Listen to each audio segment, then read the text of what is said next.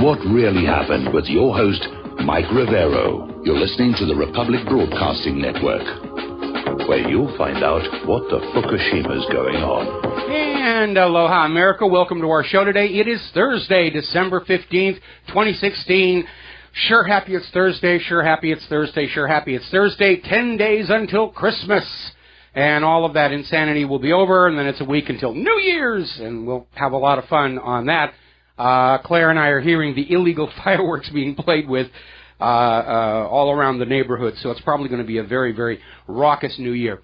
We have a lot of stuff to talk about today. The phone lines are open, 800-313-9443. Mike is in our control room, ready to answer the phone when you call on in. And today is the anniversary of the ratification of the Bill of Rights. Remember when we used to have a Bill of Rights that guaranteed things like freedom of speech, a right to privacy, a right to a speedy trial, and all that other stuff? And golly, I miss those days, don't you?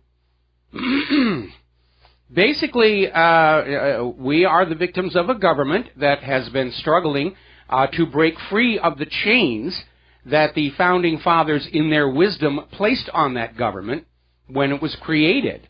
And that, of course, is always the evolution or devolution toward dictatorship. All right, let's move on down here and getting onto this whole circus, Clinton-mageddon. This whole Russia hacking thing is starting to fall apart, as we kind of knew it would anyway.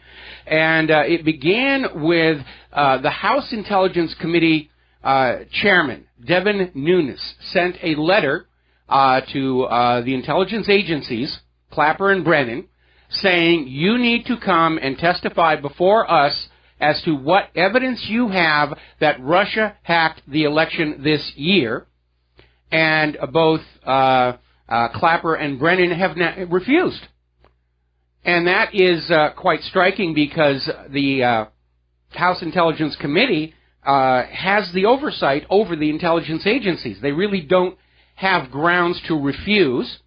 And not too surprisingly, of course, those hearings have now been canceled because it's going to be a bunch of congressmen looking at an empty table, and who wants to do that here? Now, moving on to this whole thing, and in response to the fact that Brennan and Clapper have basically said, we're not showing up, Nunes and King are both out there saying it is becoming very obvious that the CIA is manipulating intelligence for political purposes. Gee, you think? That's precisely what they're doing. And they're upping the ante now. NBC News came out with a story saying that Vladimir Putin was personally involved, personally supervising the hacking of the American election. I mean, they're just ramping this up, and ABC, citing NBC as the authoritative source we would never, ever question, is running their own story that links Vladimir Putin directly to the alleged Russian hacking of the election system. Now, Donald Trump is out there making a very good point. If Russia was hacking our systems and everything, why did the White House only complain after Hillary lost? It does seem like it's very reactive. And I have a little more common sense for everybody to be paying attention to. If Putin had the ability to rig elections, don't you think he would have started with Ukraine and prevented Poroshenko from getting in there? Because after Poroshenko was installed in that U.S.-backed coup d'etat, they did have an election to legitimize his position as the puppet ruler of Ukraine. Don't you think Putin would have had motive to go on in there and rig that election? And he didn't. Now, it's kind of funny watching the White House spokesslug, because they were out there doing a press briefing about, all the hacking going on, and the spokesperson kept saying it was China had hacked our election. China's hacking that, and the reporters in the room were trying to correct them. Don't you mean Russia? Yeah. You're right. It's one of those countries over there on the other side of the globe. You can't expect me to keep track of all the nations we've angered. They're all in cahoots together against us anyway, so it doesn't really matter. Russia, China, what difference at this point does it make? Oh, my goodness. And, of course, our corporate media even as they scream about this idea that Russia has somehow hacked our election, even though there doesn't seem to be any proof of it whatsoever, do you realize how much election rigging they ignore by the CIA? I mean, the CIA has a long record of going into other people's countries and tampering with the elections. Our corporate media never talks about that. And they're still not talking about all the massive election fraud that's been found up in Michigan, all of which favored Hillary Clinton. So everybody here needs to call the local TV station for the networks, your local NBC, ABC, CBS, whatever, and just ask, why aren't you covering the election fraud that was uncovered in Michigan? Because if they get a flood of phone calls, we can force this story onto the network news, like we did the Downing Street memo. Remember when that first surfaced and it was all over the independent media, and everybody knew about it, and the corporate media was out there trying to pretend it didn't exist, until the public outcry reached the point where the corporate media said, it's very obvious we're covering up this story. We got to do something about that. So it can be done. All right, let's grab a phone call here. Bob in Las Vegas. And we're going to do a shout-out now to our on-air affiliates who've just rejoined our network. Bob in Las Vegas, welcome to the show. What's on your mind today? Yeah, hi, Mike. The CIA's been active in this interfering in foreign elections since after World War II. I believe in Italy, because the Communist Party was a big threat over there, and they were involved in funneling money to the opposition. So they've been in this business for a long time. I mean, they rigged the Cuban elections to put Batista into power. I'm sure. Yeah. Oh, go ahead. Okay, well, no, that's it. That's the point I was going to make. The CIA's constantly rigging elections in other countries, which makes it hypocritical for them to stand up here and say, the gosh darn Ruskies are coming on in and they're cutting in on our action because we're the only ones who are allowed to rig elections around the world because the United States stands for freedom and lightness and all these other good things. Well, based on what you said yesterday, I'm sure we'll hear from the corporate media that they have solid, of course unnamed, solid sources on the ground in Pennsylvania, Michigan, and Wisconsin that Putin was sighted on the ground near the polling stations. Yes. So, interfering with those machines. But, Mike, I'm just wondering, I was looking over that Prop or Not baloney site, and did you know that the Liberty Veterans website is on that list? Yeah, I'm not surprised. Shocking. I mean, what is that doing on that site? I mean, what do they have to do with Russia or fake news? I mean, it actually did happen, and we know that the Israelis were behind it. So where's the falsity? I'm a little confused here. Well, basically, Prop or Not eventually came on out with an update to their page, which explained that the list was assembled simply from websites that linked to Russia Today. That was it. That was their entire criteria for declaring people to be agents of Russia's intelligence services, was they linked to Russia Today. That was it. Are you noticing more, since that list came out, the original list, are you noticing more activity hacking against your website than before? It's gotten pretty intense in the last few days, and we're dealing with it as best we can, and we're not the only one. I got an email from another webmaster of an independent media website. They're now getting these massive attacks as well. They're just trying to shut us all down here in this last week before the grab for the Electoral College. Like, did you hear? This speaks to the corporate media, what it's become. Did you hear about that vicious tweet that Julie Ioff put out about Ivanka Trump? Yeah, I mean, can you believe that nonsense? Now, Politico has fired her for that. But she was hired by Atlantic. By the Atlantic, yeah. I mean, it's like, so you lied for somebody, whatever. Remember when ABC got sued over that Food Lion story? Right. Where they were trying to damage Food Lion because Food Lion refused to unionize. The producer of that segment was fired because of the lawsuit and immediately hired by CNN. Amazing. Yeah, I saw her. She came out with a second tweet saying, "Sorry, it won't happen again." You know, those. they always say that.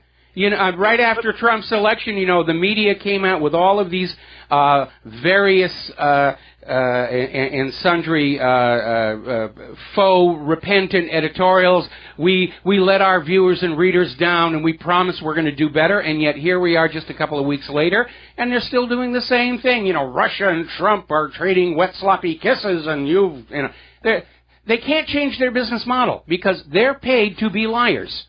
If they stop lying, those big, fat paychecks go away. I just hope Trump gets in there, because if he does, according to another article I read today, they're going to make some big changes in that White House press briefing room.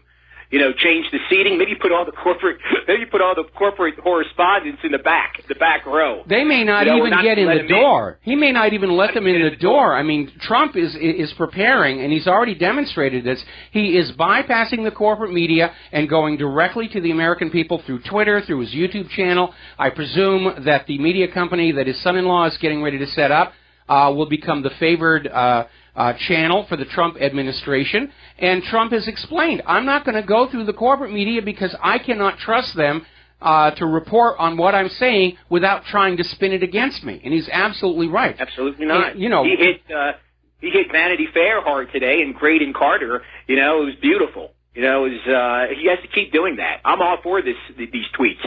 But, Mike, I wanted to ask you one last question. Lately, on my iPhone, which I got about a year ago, whenever I go to RT, it seems like, I don't know, it doesn't download the page, or I have to keep continually shutting my phone off to have it reset. What do you think think's causing that? You know, it would not surprise me. It would not surprise me if they were trying to plant malware on Russia Today and Sputnik News and the rest to try and discourage people from going to those websites. Or it just could be the fact that the current state of software development in the United States is absolute crud, as Microsoft keeps repeatedly demonstrating. And it's hard to know what's going on. But we do know that the government is now passing all these laws where they can declare anybody who's not part of the corporate media a traitor and hack their systems. And it's not like they haven't been doing it all along, but now they want to be able to say, I have the legal authority to break into your server and just wreck the place. I'm ashamed to live in a country that targets independent, alternative, that doesn't agree with their narrative. That's what it's come to. I mean, that's how insecure and pathetic these people are. That they're so insecure they have to go after websites like your own, RT, and it's really sad. Well, when you live with a government that lies, telling the truth is a revolutionary act. Absolutely. Absolutely. You know, Mike, can I just ask you one last thing, a medical question? Sure. And maybe one of your viewers could maybe give some input as well. Yeah. I have a friend, when she was 13, she was diagnosed with polycystic ovary syndrome. And about a month ago, she was given a medication called metformin. Yeah. Metformin. And at that same time, she went on the Atkins diet. And she's had a lot of, and today especially, she's in her mid-20s now, she's had a lot of bleeding. Really intense today. But she's got to go to her doctor. I mean, this is way outside my knowledge, and sphere of influence. The nurse blamed the Atkins diet and not the medication. So well, they're always going to try and blame something other than their own medications. We're seeing that with the vaccines as well, and it gets even worse than that. Congress just passed a law which actually lowers the requirements for the safety testing of medications coming out of the pharmaceutical industry. So now they can get the stuff onto the shelves faster and quicker and with less concern about the safety. And we're already living in a country where you'll watch TV and you'll see a commercial for the newest medication immediately followed by the ambulance-chasing lawyers commercial for everybody who just got harmed by that same medication. I see that all the time. Yeah. Okay. Well, thank you, Mike. Thank you so much. All right, thank you, and we're going to take a phone call from Bruce in Texas. Aloha, welcome to the show. What's on your mind? Yes, hello. Aloha. Aloha. Yeah, I need to see, maybe I need to make some mentions here. You know, I've come to the realization, I was watching Dr. Strangelove, and you know, the general, he mentions the Russian. You ever notice the Russian never drinks water? You know, Yeah. Vodka. Well, I drink Russian vodka sometimes when I listen to your show, black Russian, or sometimes a white Russian. There may be something in that vodka that the KGB may be putting in there to make it focus up. I don't know. What do you think?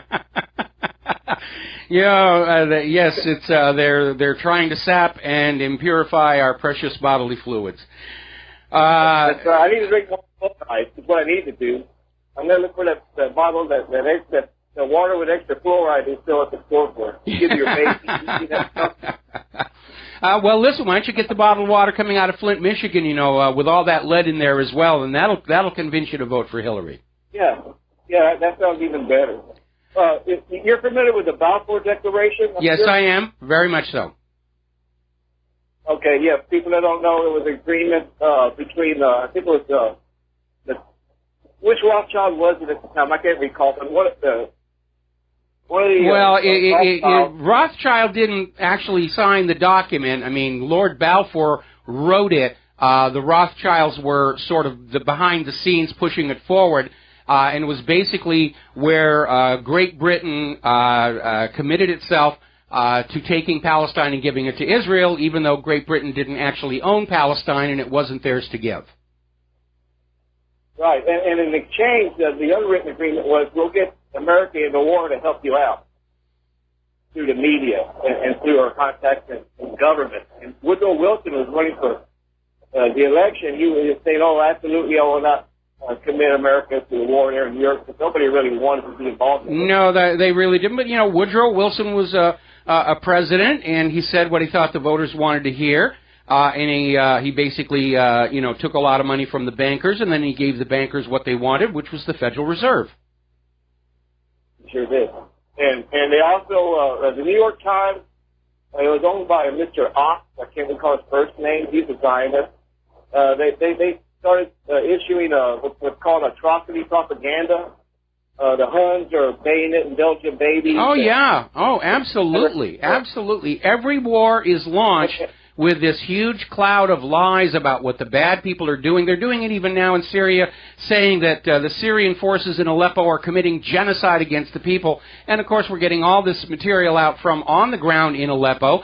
The Syrian people they're having a great time. Russia's brought in a bunch of humanitarian aid. They're finally getting a chance to eat a decent meal, and basically it's a party over there. But the Western media is still pushing this idea, bad Assad. Assad is evil. Assad is killing his own people. And apparently John Kerry is running around the world trying to find some way to either bribe or blackmail other governments to jump on board this thing about, oh, yes, Assad is being bad to his own people. We support your war, blah, blah, blah, blah, blah, blah, blah. Okay? Mm-hmm. And do you know what the British or Americans, I don't know who exactly did it, but the Atlantic cable, which was the only means of communication electronically between Europe and America at the time, they cut the Atlantic cable to make sure there was no counterbalance to their atrocity propaganda being put through the mainstream media. Yeah, just like they're trying to do by shutting down the independent media today so they can come on out with Putin is a Death Star, Putin is torturing Wookiees with Velcro, and there aren't any counterpoints to go on back. Anyway, listen, Bruce, I'm going to let you go. It's a really bad phone connection. I'm having trouble understanding you, and we're coming up on a commercial break. So when we come on back, we're going to take a few more phone calls. Then we're going to close the phone lines because I got a bunch of news I need to get through today, especially about this whole electoral college circus and the Russian hacking story. That's really beginning to fall apart. So we'll be right back after these few words. And aloha, America. Welcome back to the show. We're going to go back to the phones here for a couple of phone calls, then we're going to close the lines and do some news here. Steve in California, aloha. Welcome to the show. What's on your mind? Hey, to your caller that called about the metformin and the bleeding, with my medical experience, I don't know that to be a consequence, a side effect from the metformin, but I do know that some physicians are using metformin as a dieting source and it's unauthorized to use it for that cause. It's actually used for diabetes, you know that. Yeah, it's type 2 diabetes. I had a bunch of people writing on in saying that, yeah, metformin is for treating type 2 diabetes, and it sounds like this girl's doctor is using it off-label. Yes, I think so, and Atkins on top of it would be a disaster. I think he definitely better stop it and better go get that checked out. But that's not what I called on. I called on basically with this fake news of trying to implicate and point a finger at Russia for hacking our elections. I keep waiting for the talking heads in corporate media, or maybe even the White House press secretary, to say, well, our sources, we have sources, and we could tell you who they are, but then if we told you that, we'd have to have the CIA kill you. So that's how that goes. Just take our word for it. We wouldn't lie to you. We're the U.S. government. I mean, it's ridiculous. Hey, what's the word on the missing CEO from the Clinton Foundation? He's been missing for 53 days now. Well, I imagine he and Brian Pagliano are having a very nice game of checkers down on the deck of the Titanic. Well, I thought maybe he might end up at Fort Marcy Park on a bench. Well, the Titanic's just as good. It's only 2 miles down in the Atlantic. It's not like any of us are going to be able to get to him and ask him any questions. Yeah, that's it. Hey, thanks, Michael. All right, thanks an awful lot. Dustin in New Jersey, aloha. Welcome to the show. What's on your mind? We're at war, Mike. Yes. This is for the whole wax. People don't realize it. They're not going to let up. I'm a Democrat. I voted for Obama because I fell for his hope and change. I didn't know he meant hopefully you have no change left. Yes. You know? I voted for Trump, and these people will not let up. Did you see that three-way RT, pal, that scum bucket Brad Bodinsky? Mm-hmm. Brett Bodinsky? Wasn't he in one of the emails, I believe? Yes, he was. And what you need to understand something is we have had a criminal government for 30 years. They're steeped in drug money, profits, and corruption. And their concern is, with Trump in the White House, people are going to start getting prosecuted. And they're to save themselves. They're going to turn on their co-conspirators, and they're going to say, well, I may have done this, but them over there, I'll make you a deal. Let me go, and I'll give you the evidence for these big people over here. And it's all going to unwind all the way back to Iran-Contra. That's why they're so scared.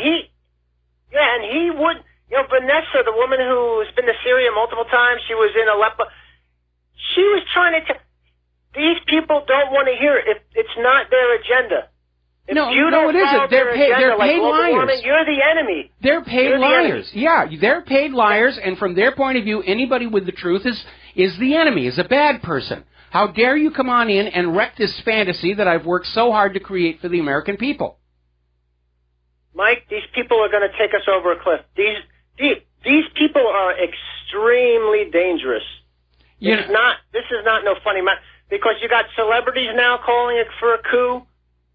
Trump's going to get in. He just better have a lot of protection, because they don't have the delegates. I mean, they don't have the election. Yeah, I've got an update on that in a little bit here, but I'm still very concerned about this thank you tour. He's in Pennsylvania tonight, and I don't know if it's his ego or whatever, but right now the only path that Hillary has right now to the White House is for Donald Trump to be assassinated before the Electoral College meets next Monday, because after it meets and Trump is voted through, anything that happens to Trump puts Mike Pence into the White House. And he's of the same mindset as Donald Trump. And so if I were Donald Trump's head of security, I would lock him in a bank vault until Tuesday morning. Because the thing is, though, I don't think they need to add another ring of security, but maybe they should change up the itinerary. You know what I mean? Because that will throw a monkey wrench if somebody had a plan for something, All right. Well, Dustin, I need to let you go. We got to take a break for commercials, and we'll be right back. Hi, America. Welcome back to the show here, and we're going to take one more phone call, then we're going to close the phone lines for a bit. Gina in Texas, aloha. Welcome to the show. What's on your mind? Aloha, Mike. I just wanted a little clarification. I heard this out of Roger Stone last night, that the electors, the 30 electors that are wanting to hear the information from the CIA about the Russian hacking are already Democrats and would not be voting for Trump anyway. That's correct. That there's only one Republican elector that's threatening to bail. That's the flake from Texas. Yes. Yes. Yeah, that's basically the situation here right now. And the claim is they've got 20 Republicans ready to vote for Hillary Clinton. That is notwithstanding scrutiny. We're going to be talking about that in a few minutes. And the other issue is because there are 2 Hillary electors who are saying they can't bring themselves to vote for her, Hillary needs 41 Trump electors to jump ship. That is an impossible number for them to reach. And that's why I'm saying, you know, if anybody from Trump's campaign is listening to this show, please tell security to, you know, double up on the coffee and the no-dos and make sure that Trump is wearing his Kevlar Armani, because right now the only path remaining for Hillary to get into that White House is for Donald Trump to be assassinated before the Electoral College meets. After that, it's a done deal, and you know, that'll be the end of Hillary's path to the White House. I agree. I think that's the only course left. I think we're tying this up left and right, and Trump's going to get in regardless of all the terrible actions of these people. Yes. So that's all I wanted to make sure that people are understanding, that these electors they're talking about are already Democrat electors. Yeah, that's absolutely true. All right, thank you very much. We're going to let you go. Thanks. We're going to close the phone lines here, and we're going to get some news here. And basically, how we got into this whole thing about Russia hacked the election and Vladimir Putin was personally on his Windows machine, you know, digging into all this other stuff and tinkering with the election. It came from an anonymous source who said there was a CIA secret report saying that Russia hacked the election. And the Washington Post ran with that story based on an anonymous source saying there was a secret report, which the CIA itself is now saying, no, there was no secret report. But that didn't stop the New York Slimes, CBS, NBC, all the rest of them from citing the Washington Post and saying it's absolutely a given that Russia tinkered with our election. How could they do that to us? And so forth and so on.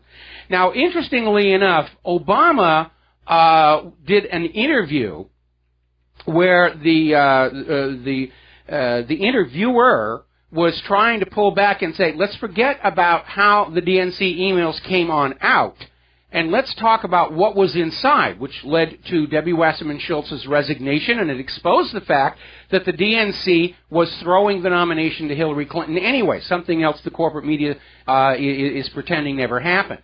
And Obama basically did a shrug and said, well, there's no bombshells in the DNC emails. I mean, that's routine stuff that goes on all the time.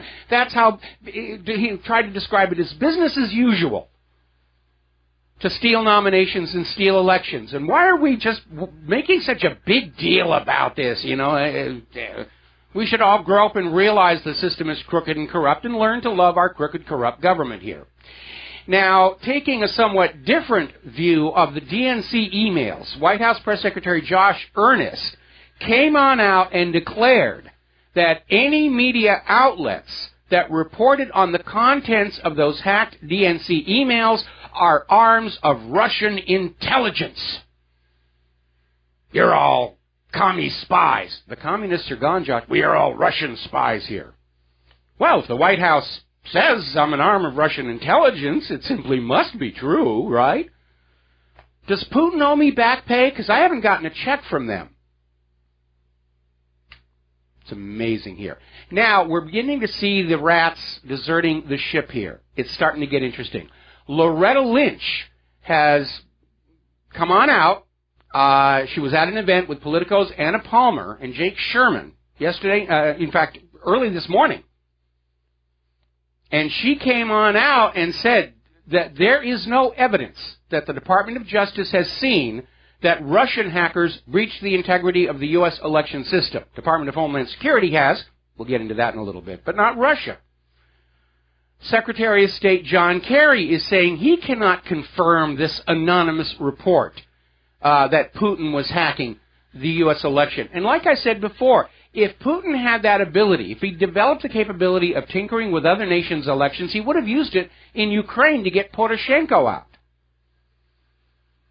But that hasn't stopped Obama from ordering a new full review of Russia's hacking of the U.S. elections, and he's going to go on ordering reviews until he gets the result he wants. Now, getting on back to the Department of Homeland Security, Georgia is conducting an investigation. They've demanded a formal explanation from the Department of Homeland Security. The Department of Homeland Security is saying, we'll get back to you on that in 2 or 3 or 5 or 10 years. And they have now discovered 10 separate attempts by the Department of Homeland Security to get into their voter information system. And now 2 more states have come out to say they're looking at their election system, and they also had attempted intrusions from those IP addresses linked to the U.S. Department of Homeland Security. So I'm going to come out here with a little bit of a theory. I think it was decided that they were going to go with this Russia hacked our elections a while back, and the Department of Homeland Security was given the task of breaking into U.S. election systems and planting evidence that could be discovered, proving that it was Vladimir Putin. And they got caught, they got blocked, they weren't able to get in. But that fits with the timeline about what's going on here. Now, the Secretary of State for Georgia has asked Donald Trump, upon taking office January 20th, to investigate the Department of Homeland Security over this attempt to hack into the U.S. election system. And one more time, as a reminder,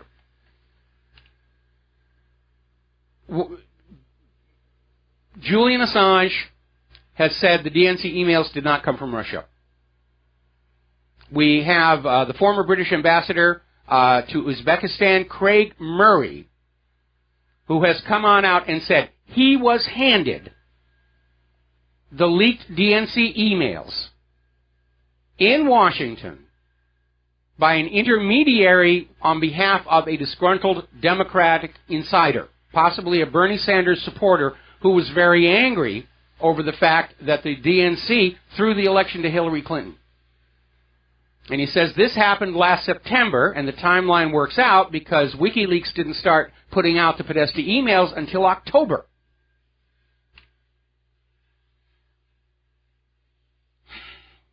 And to show how desperate Hillary is getting, they're trying to go with the star power. They put out a new video of Hollywood celebrities saying, you GOP electors, you have to vote against Donald Trump here. It's the right thing to do. He's absolutely not qualified to be president here. Hillary has got all this experience. Yeah, but it's all bad experience. Benghazi, the rest of it.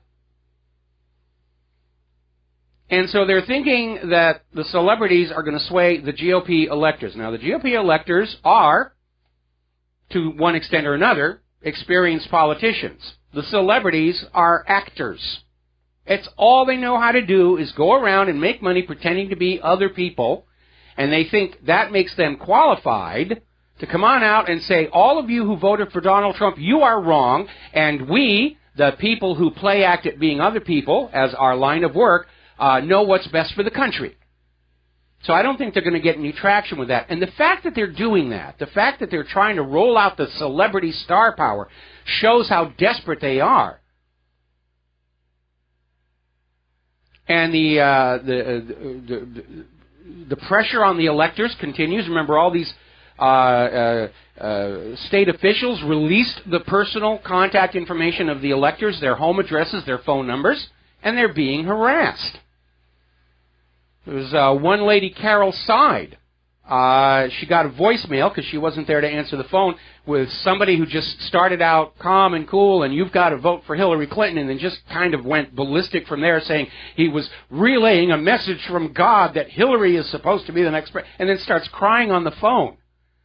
I mean, this is another indicator that Hillary Clinton ran her campaign as a personality cult because they're behaving like cultists. They're crying if they don't get their way. Oh, my goodness, the God is being challenged here. And, of course, we still have the story of Michael Rivero, who has been receiving death threats if he votes for Donald Trump.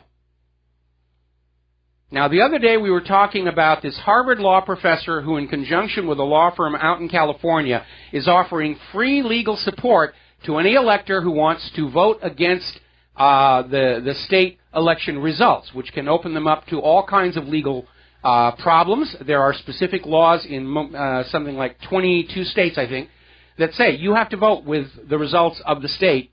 And in all 50 states, the electors who vote against their state results could face perjury charges. So they've set up this thing now called the Electors Trust to provide free and strictly confidential legal support to any elector who wishes to vote their conscience. This is called aiding and abetting criminal acts. These people are committing a crime simply by trying to encourage electors to break state law. But you know, those liberalologists, they serve a higher purpose, and so it's okay to break the law and ignore the rules because we're working for a better world, you know, and that gives us the right to do whatever we feel we need to. Now, as you know, one of the prime drivers of this whole ridiculous Russian hacking situation is Nancy Pelosi's daughter. And Neil Cavuto had her on the interview and basically said, why are you trying to flip Republican votes? And Pelosi said, no, that's a lie that could threaten her personal safety. Cavuto came back and said, do you want them to switch their votes, yes or no? And he put her on the spot to basically say, yeah, that's what this is all about, trying to convince the GOP electors to vote for Donald Trump, and it's not going to work. This rumor that's been going around that 20 GOP electors are going to vote for Hillary Clinton does not stand up to examination. GOP leaders have been contacting the Trump electors and saying, you know, are you changing or not? And they're all saying, of course not. You know, we're standing fast on this thing. And they're not being evasive and so forth because they don't need to be. But apparently, the head count of the actual electors, they don't have 20. They have the loser out of Texas, who, by the way, is in even more trouble now because he's been going around saying how he was a first responder on 9/11. And his story changes as to where he was and how he got there and what he did.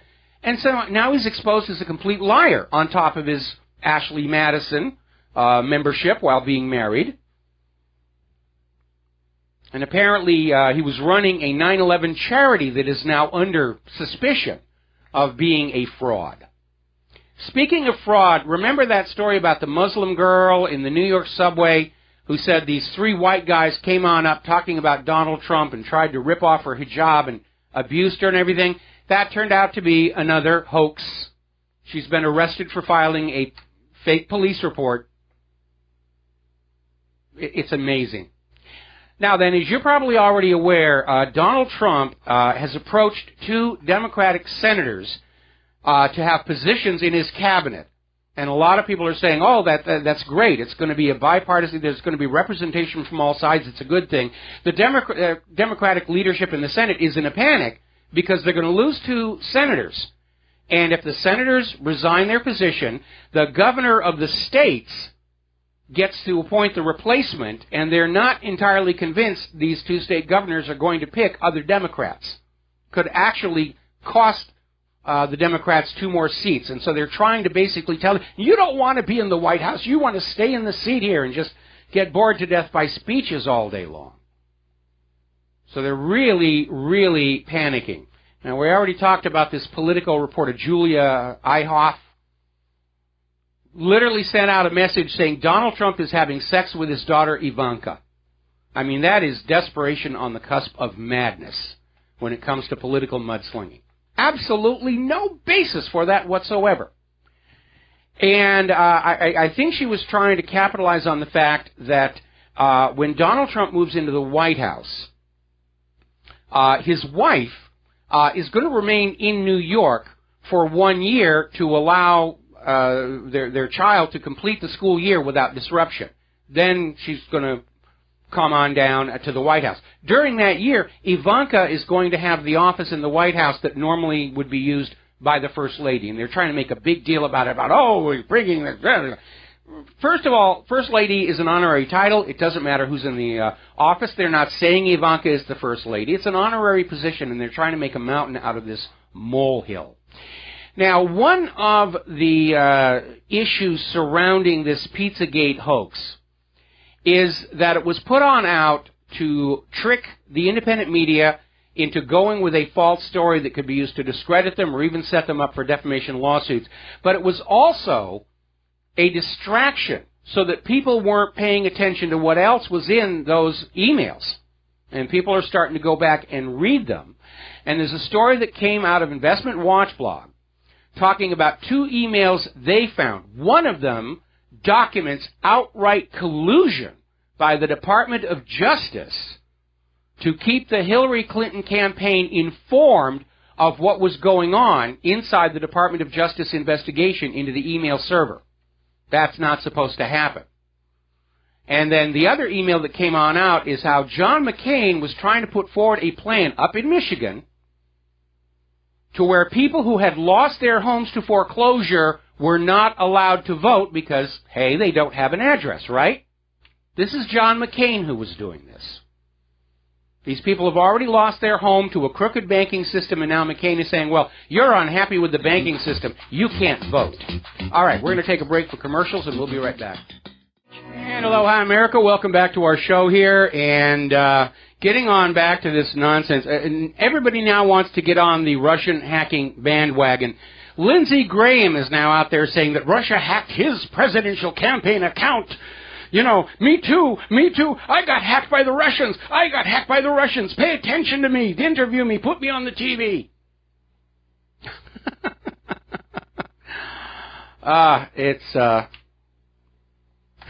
It would be funny if the stakes were not so important. And I got to tell you right now, America's image as a democracy is in tatters around the world right now because of this. Future historians are going to look back at 2016 and they're going to be scratching their heads and they're going to be laughing at just how insane and over the top this got. Now, things are heating up around Hillary. As it turns out, the election has not had an impact on the FBI's investigation into the Clinton Foundation for corruption and money laundering. And apparently, officials at the FBI instructed the New York field office to continue the investigation. They're going forward. They're still investigating. And that is one of the reasons why Hillary and everybody who was involved with that Clinton Foundation are in a panic. Because that is the heart of all this corruption and drug money and influence buying and all the rest of it. When that starts to come apart, it's going to unravel all the way. And we might see a bug out. We might see some of these major players in the narcocracy for the last 30 years all of a sudden decide it's time to retire down to that big chunk of land they have down there in South America or the Cayman Islands or someplace else without extradition. All right, let's talk about the war zones. The attempt to kick up Aleppo as a battlefield again has failed. And as a result, the remaining U.S.-backed terrorist groups have effectively surrendered and agreed to all terms and conditions of the Syrian government. But, of course, Obama does not want the loss of Syria, the biggest U.S. military defeat since Vietnam, as part of his legacy. He wants to push it over onto Trump here. And so John Kerry is out there making a statement that the fall of Aleppo does not mean the war is over. They're trying to get something going up there in Palmyra. And note the bias of the word, the fall of Aleppo. It's the liberation of Aleppo. Aleppo is in Syria. It is now back under control of the Syrian government. Kerry's language gives it away that this war was not about ISIS and Al-Qaeda, but about the conquest of Syria. And we are seeing this massive corporate media campaign to sell the idea that Assad is killing all the civilians left in Aleppo. Oh, he's terrible. See how evil he is and what horrible things are happening because you didn't back our war. Got to take a station identification break, and we'll be right back. Aloha, America. Welcome back to the show. We're hour number 2. We're talking about what's going on in Syria. The attempt to reignite the conflict in Aleppo failed. The remaining jihadis, U.S.-backed terrorists, have effectively surrendered and accepted all terms and conditions of the Syrian government. This, of course, is going to free up Syrian and Russian assets who are even now preparing for a counteroffensive in Palmyra. It's only a matter of time until this thing is over. But as far as Barack Obama himself is concerned, at this point he's past caring. He just wants the end of the Syrian war to come in Donald Trump's administration rather than be on Obama's legacy, because this is going to be the biggest military defeat for the United States ever since Vietnam. Now, Assad is out there commenting on something that we've known all along, the fact that the U.S.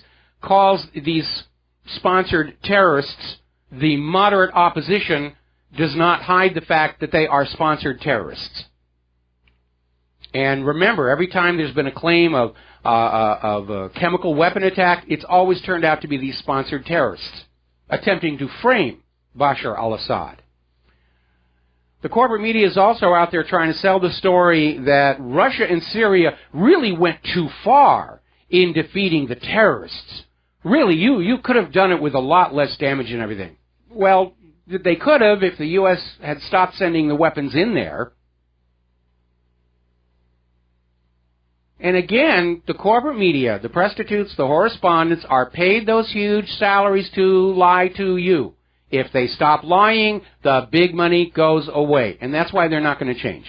They're trapped by their own greed and lifestyle, and they made that moral choice a long time ago that they were going to lie for their daily bread, and they can't change that. And the corporate media is still out there trying to push this idea that the Syrian army marching into Aleppo is committing genocide against the civilians. They're just killing everybody. That evil Assad. See what happens when you don't let us overthrow foreign governments. And there is no American corporate media on the ground in Aleppo because the United States isn't welcome in Syria, either their media or their weapons. But there are Syrians in Aleppo who are sending out videos and tweets. Russian media is on the ground. They're sending out videos. There's no genocide there. The Syrian people are happy that their city is back under the control of the Syrian government. And that's a huge embarrassment to the United States, and that's why the corporate media is going to go on saying, oh, it's terrible things there. Now, interestingly enough, over at the State Department, they had a daily briefing, and there was a little bit of a stressed moment, if you will, between Associated Press reporter Brad Clapper and the spokesman John Kirby. And Clapper was asking Kirby why the U.S. is continuing to lay all the blame for what's going on in Syria on Russia. And in the context of the U.S. claiming that they were in Syria only to get ISIS and Al-Qaeda, what was Washington doing different than Moscow? And Clapper came right on out and said the U.S. has failed repeatedly doing the same thing over and over again that Russia continues to do with success. And every time Russia succeeds in helping Syria reclaim its territory, the U.S. shouts, war crimes, war crimes, war crimes. So even the Associated Press is getting fed up with all the bovine excrement. And like I said the other day, we're starting to see certain elements within the corporate media understand that they're going to have to evolve and adapt to the new reality of a better informed, skeptical population and a distributed, diverse citizens' media. And those corporate media establishments who can't evolve are doomed to extinction. We saw it in Forbes, now we're seeing it with this AP reporter. And a few others as well. Let's see. Theresa May came out with this ridiculous comment that Iran is interfering in the Middle East. Iran is in the Middle East. Great Britain is not. And this was such a bizarre statement. Iran has summoned the British ambassador to try and make some sense out of this ridiculous statement from Great Britain that Iran is interfering in the Middle East. All right, we're going to go ahead and take some phone calls. John in Barbados, aloha. Welcome to the show. What's on your mind? Yes, Michael. Aloha. Looking at this situation in Aleppo, it's been resolved, basically. I have heard from various sources that with all these weapons hanging about in the rubble and what have you, citizens are picking up these weapons and are taking the odd pot shot at the terrorists so they're being bussed out. But that's the extent of what we know. Well, they need to be very, very careful about what they pick up because there's a lot of stuff there that will detonate on being touched. Russia's already sent in demining crews. We're going to take a second here to do a shout-out to our on-air affiliates who are just now rejoining our network. We're talking about the war zones around the world and how the attempt to reignite conflict in Aleppo has failed, and now the attention is turning to Palmyra. Well, the other thing I wanted to mention is this absolute nonsense about Russia hacking the American election, as if USA didn't interfere in the Ukraine election and even interfere in Russia's own election. They got thrown out for doing that. Yeah, they did. I mean, that's what makes this CIA claim so nonsensical. They've got this huge, long history of rigging elections, and what they're trying to do is rig this one. It's not Russia who was trying to influence the U.S. election. It was the CIA and Hillary Clinton.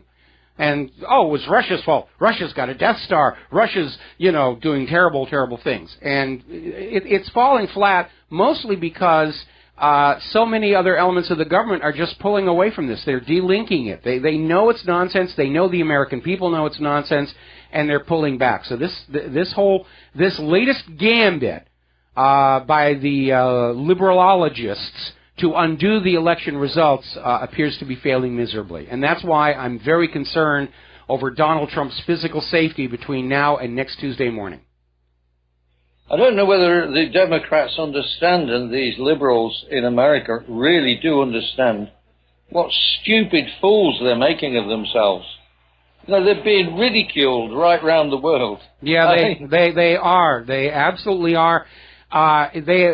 Hillary and her people have caused so much damage to the global image of the United States of America. I mean, we can't even go on pretending we're a great nation anymore. We're exposed as a third world tin pot dictatorship, although in the case of Hillary Clinton it's a gold pot. And it's going to be decades rebuilding our image. I think the other thing that's happening, of course, with the Brexit, with Donald Trump's win, we're seeing the rise of the right-wing parties, the nationalist parties, all over Europe. Le Pen in France and Pegida in Germany. Everybody is really fed up with this libtard nonsense. Well, yeah, whether it's liberal nonsense or just the push for the global government, everybody's upset with that. And political correctness is going out the window because I'll be calling I am so glad Christmas. for that. Merry Christmas, everybody. Merry Christmas. Merry Christmas, yes, absolutely. Or Happy Hanukkah, whatever it is that's going to make you feel good. We're not trying to offend anybody by being of good cheer in this season. It's well, we all know it's just a corporate profit-making scheme is really Christmas, but we still enjoy it, don't we? It is here in the United States of America, but, you can find a little Christmas cheer. But I got to tell you, the Christmas that I spent in Munich, Germany, back in the 80s, I really felt that was a real Christmas. And yes, the stores were making money and they were selling things, but just the attitude of the people that they were out there to be of good cheer and hand things out and just have a midwinter celebration was very real. Here, we've noticed around, as we get closer to Christmas, people almost seem angry that they're having to go through this, and they're not enjoying it because it's become an obligatory ritual. Go out, max out the credit cards, give things to people, and you know, people get burned out on it. Certainly for me, the fact that they put up the decorations so early to try and prime the pump, by the time we get to Christmas, it's no longer decoration, it's decor, and it's very tacky decor. Well, I mean, I remember in the 80s, late 70s, early 80s in the UK, the number of towns where bands used to just strike up in the middle of the town with all the Christmas carols and the songs and what have you. Absolutely. Same thing in Munich. Just choirs wandering around. I mean, people were walking around giving total strangers little wrapped candies and things. I mean, that's, you know, that you don't see that here. Well, you did in the UK in the 70s and 80s, and it's changed tremendously now.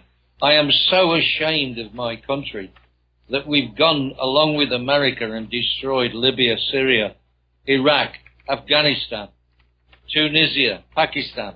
Everywhere we create mayhem. Well, it's been a very, very dark time, and I think people aren't going to realize how dark until it's finally over. So anyway, John, I'm going to let you go. We got a bunch of other callers that are calling on in, and we're going to switch over to Alex in Florida. Aloha, welcome to the show. What's on your mind? Not much, Michael. Oh, well, thank you for calling. Hello. You're funny. That's real funny. All right. Hey, I was just thinking that, there was a rumor that Trump wanted to file bankruptcy for the United States, and I was thinking if we could write our debt off from the fake bank and say we don't owe you anything anymore, that might be a great option. Well, you know, Do you think it's possible? Well, yeah, we could have a jubilee. We could shut down the Federal Reserve, and the Federal Reserve has already signaled that they're going to be as obstructionist and adversarial to Donald Trump as pretty much the rest of the current system. They just did a little rate raise, but they're already saying once Trump is in the White House, they're going to be raising the rates like crazy. And, you know, that's a very real threat. The bankers have always used their ability to trash the economy to control the president. Back when Major General Smedley Butler uncovered that plot by the Wall Street bankers to have a fascist coup d'etat against Franklin Roosevelt and start a new government in this country modeled after that of Mussolini in Italy, Roosevelt wanted to arrest them and throw them in jail, and they all just simply said, the first time you arrest one of us, the rest of us will crash the economy, and we'll make sure our media blame it all on you. And so Roosevelt wasn't able to do anything until World War II officially started, at which point he nailed all these people under the Trading with the Enemies Act. Yes. Many economists are saying there's no way we can pay the debt. You never could. It off to our kids. You never. We can't keep giving it to the kids. You need to take care of the issue. Okay, Alex, here's the point. It is set up so that you can never pay the debt off. It's a system of enslavement. When you are issuing all the public currency as a loan at interest, the total debt goes up faster and higher than the available money supply. There simply is not enough money in existence to pay off the debt ever. It's designed that way so that the bankers eventually make debt slaves out of the entire nation, its government, and its people. They've been playing this scam on planet Earth for 300 years. It is time for it to come to an end. Rule by bank debt is not a legitimate form of governance at all. Let's write them off. Let's tell them we can't pay you for those $5 trillion bombs that you dropped all over the freaking world. Period. We're not going to pay you. And I hope that Trump protects Social Security, and I hope he also works on a real single-payer health care system. That's what we need to do. We need to be a different party, not just the Republican Party. The Republican Party's messed up, too. We need to be a different party, and you started it, and we can do it. Well, I have to be very, very honest. I think Donald Trump is inheriting an economy that is beyond repair, primarily because of that private central bank at the core of it, which by design creates more debt than money with which to pay the debt until the system collapses, which is where it is. The only way to avoid that is to simply write off the debt and nationalize the bank or take control of it the way Putin did. But if you've read my All Wars Are Bankers' Wars, you understand that the bankers will, carry out assassinations, coups d'etats, and start wars rather than let any of the people of planet Earth break free from their debt slavery. Yes, we can either, like you say, we can either be slaves or we can be proactive and initiate a different system. That's what we have to do. We absolutely. There's no hope. We absolutely need to go back to the economic system this country started with, the one that worked for the people and the nation, and the one that Alexander Hamilton worked so hard to try and overthrow right from the start. Mm-hmm. Not to get off subject, but I heard Colin Powell on YouTube again claiming the weapons of mass destruction in Iraq. We need to make it where these people that make those accusations without conclusive, factual evidence need to be prosecuted, just like George W. Bush does, and Herbert Bush, and all of them. And we need to take our country back. We absolutely do. You have a great day. Have a great day, Michael. All right, thanks an awful lot. We're going to switch over to Mark in North Carolina. Aloha. Welcome to the show. What's on your mind? Hey, how you doing, Mike? Mike, I was just at the gym before, and they had Fox News on there. That idiot, Shepard Smith. Mm-hmm. Anyway, he was going in all kinds of tirades about Putin and Assad being butchers and committing horrible atrocities against Syrians. Now, how stupid do they think we are? I mean, I get Syrian Republic on my Facebook, and I also get some other sites. I get RT, where the reporters are actually in Syria, and you see how they're being cheered by the population. Mm-hmm. That they're getting the terrorists out of there, and yet they're going to just lie to our faces. They're a jerk like Shepard Smith. I mean, the guy is And then I know. Listen, let me cut in here because we're almost out of time here, and I'm going to have to let you go for the commercial break. But I have a suggestion, not just for you, but for everybody. Because, when you're at the gym, or you're waiting at the bank, or you're at the wherever it is, they have a TV on the wall, and it's showing a news channel. And what you need to do is you need to go to the manager of that establishment and say, I really don't need to be hearing all of this stuff. Can we change channels on the TV? I don't think there's a law that forces these store owners to have Fox or CNN or whatever on those screens. And as a matter of fact, at Claire and my bank, they used to have CNN on the TV to amuse the people waiting in line. Now it's the Food Channel. Even they got sick and tired of all the nonsense coming out of corporate media, and so now it's the Food Channel, which is good because we're picking up some pretty cool recipes along the way here. But I think if you go to your the guy who runs the gym, just say, I'm really tired of this stuff here. Find another channel. Put it on Travel Channel. Put it on something else that's entertaining, because we know that what's coming out of the corporate media is just a lot of nonsense. And I think probably most business owners would respect the wishes of their customers. If enough people complain, they'll start turning off those feeds. Okay? Because, they have it fixed to a certain station, and there's no law that says they have to be on the news channel. They don't get a tax break for it or anything like that. If enough of their customers come up and say, I don't want to see this nonsense anymore, they'll change the channel. And the TV next to it had CNN on. Yeah, well, news network. Seems real hardcore, but they may feel that the people at the gym are all up-and-coming business people who want to be informed. But if enough of the people in the gym are saying, "This is really nonsense. I'm here to exercise and relax. Let's put something on the TV that's conducive to that," it might work. Anyway, listen, got to let you go, and we'll be back after these few words from our sponsors. And Aloha, America. Welcome back to the show. We're going to go back to the phones. Karen in Maryland. Aloha. Welcome to the show. What's on your mind? Okay. Hi there.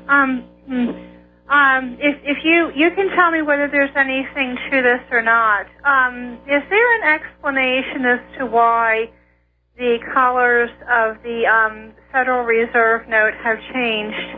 I have two questions. Have changed throughout the years. At one time, the colors were red and they were yellow and blue, and now it's green, or at least the ink color has changed. So, do you have an explanation for that? Is there anything to it, or was it just to change the appearance? Do you know anything about that? Well, mostly it's about trying to foil counterfeiters. And you know, the problem that they're facing is they're needing to produce a paper note that is very inexpensive to produce in high volumes, but very difficult to copy convincingly in small volume. And so the addition of different color inks was done as part of that program, and also to make the denominations of the bills a little easier to recognize for people who are visually challenged. Because back when I was a kid, all of the currency was all the same color, and having different color currency does help visually challenged people deal with their commerce. Australia went even one step better with their polymer note because the edge of it is notched with a code. And the way the code is put in, you can't put more. The more notches there are, the lower the value of the note. And so that's pretty much goof-proof, and that's also to help visually challenged people deal with the currency. Okay, and then my second question is, when it comes to other currencies other than the Federal Reserve note, there are a couple of local currencies floating around. I mean, I'm not talking about OneCoin, I'm not talking about Bitcoin, but there are other local currencies floating around. So without doing an advertisement, if you don't like to do those, do you have a preference of local currencies? Well, I don't, and at the moment I'm not using any of them, but when the U.S. government went after the Liberty dollar and the Ron Paul dollar, which I think was really George Bush throwing an ego tantrum, they were trying to claim that these currencies represented counterfeiting because they used the word dollar on them, even though dollar is used all around the world here.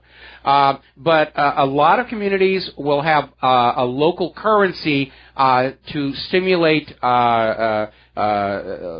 local trade. You know, the currency is only usable inside the city borders. Tourism and so forth. Catalina has a Catalina dollar. There's a Maui dollar down there. Back in Concord during their bicentennial, they had literally wooden nickels floating around. And nobody ever has a problem with that because if you look very carefully at the front of a Federal Reserve note, it says this bill is legal tender for all debts public and private. It doesn't say it's the only one. And currency can be whatever any two people agree to use as a medium of exchange in the carrying out of commerce. Now, during the Civil War, a lot of the Confederate cities had their own currencies because the Union was counterfeiting the currency of the Confederacy to try and crash it. And certainly during the Depression of the 1930s, a lot of towns and communities had their own internal currencies because the U.S. dollar was seen as virtually worthless. So, again, currency can be whatever any group of people agree is going to be the medium of exchange. Could be white seashells, could be, bottle caps or whatever. Again, the issue is what backs up that currency. Is it backed up by a commodity of tangible value, or is it backed up by a promise of the future slave labor of the American people, which is what backs up the U.S. Federal Reserve note? Okay, yeah, thank you. No, I'm finished. Now, my comment about the Federal Reserve note is that it's a self-proclaimed currency, but thank you. You're welcome, and we're going to let you go. We're coming up on another commercial break, and we're going to come back with a few more phone calls. Then we're going to close the phone lines again because we need to get some news done. And aloha, America. Welcome back to the show here, and the Tantrum Squad is back attacking my server. It is tiresome, to say the least. And again, what kind of a public image are Hillary's supporters putting out there? Is anybody going to like them or respect them? Or are they going to become this little isolated cult like the Scientologists are these days? Before we go back to the phone calls, though, I wanted to mention, if you noticed, there's some new extra music in our bump rotation. These are adaptations, variations on popular Christmas music. They were all created by my lovely wife, Claire, in an album called Christmas Without Borders. And you can get it at YouTube. You can get it at iTunes, and there's an ad on the front page of WhatReallyHappened.com that'll take you over there so you can listen to the songs and download and have a lot of fun this holiday season. All right, we're going to go back to the phones here. Kyle in Pennsylvania, aloha. Welcome to the show. What's on your mind? Hey, Mike. So I feel a little bit conflicted today. Okay. Because well, first of all, when Donald Trump gets in, I want him to go after these people. I want him to go after the Pelosi's. I want him to go after the Clintons. I want him to go after all these people who, I mean, you could seriously kind of make a case for sedition with some of this Russian hacking stuff and the electors and things. Yeah, you could. I don't know how I would feel. Well, see, here, until January 20th, Donald Trump is a private citizen, so I don't think sedition would apply. But certainly slander. Both Trump and Vladimir Putin have excellent cases for slander against pretty much the entire U.S. government and corporate media. And as I said, I want him to go after these people, these animals. But that being said, I don't know if it was Clinton who was in office or if it was Obama or somebody else, I don't know how comfortable I would feel if he was targeting the Republican candidate, if Hillary had won and she got in office and then decided, well, I'm going to go after Trump for everything that he's done. But I do see a difference in the sense that what they're doing is essentially, like I said, I feel at a certain level it is, seditionist and treasonous, and you're undermining our political process, and you need to be held accountable for that. This has gone beyond just the most normal. Well, let's get out of the gray area. Let's get out of the gray area. Let's get out of the gray area here, okay? There's very little they could go after Donald Trump for. That's why they're making up things about him having sex with his daughter. That's why they were hiring all these women to come on out and say that Trump was a rapist and an abuser and all this other nonsense. They were researching him, trying to find something they could use against him, and it just isn't there. In the case of the Clintons and the Bushes and that narcocracy, there is a huge harvest of criminal prosecutions waiting to happen.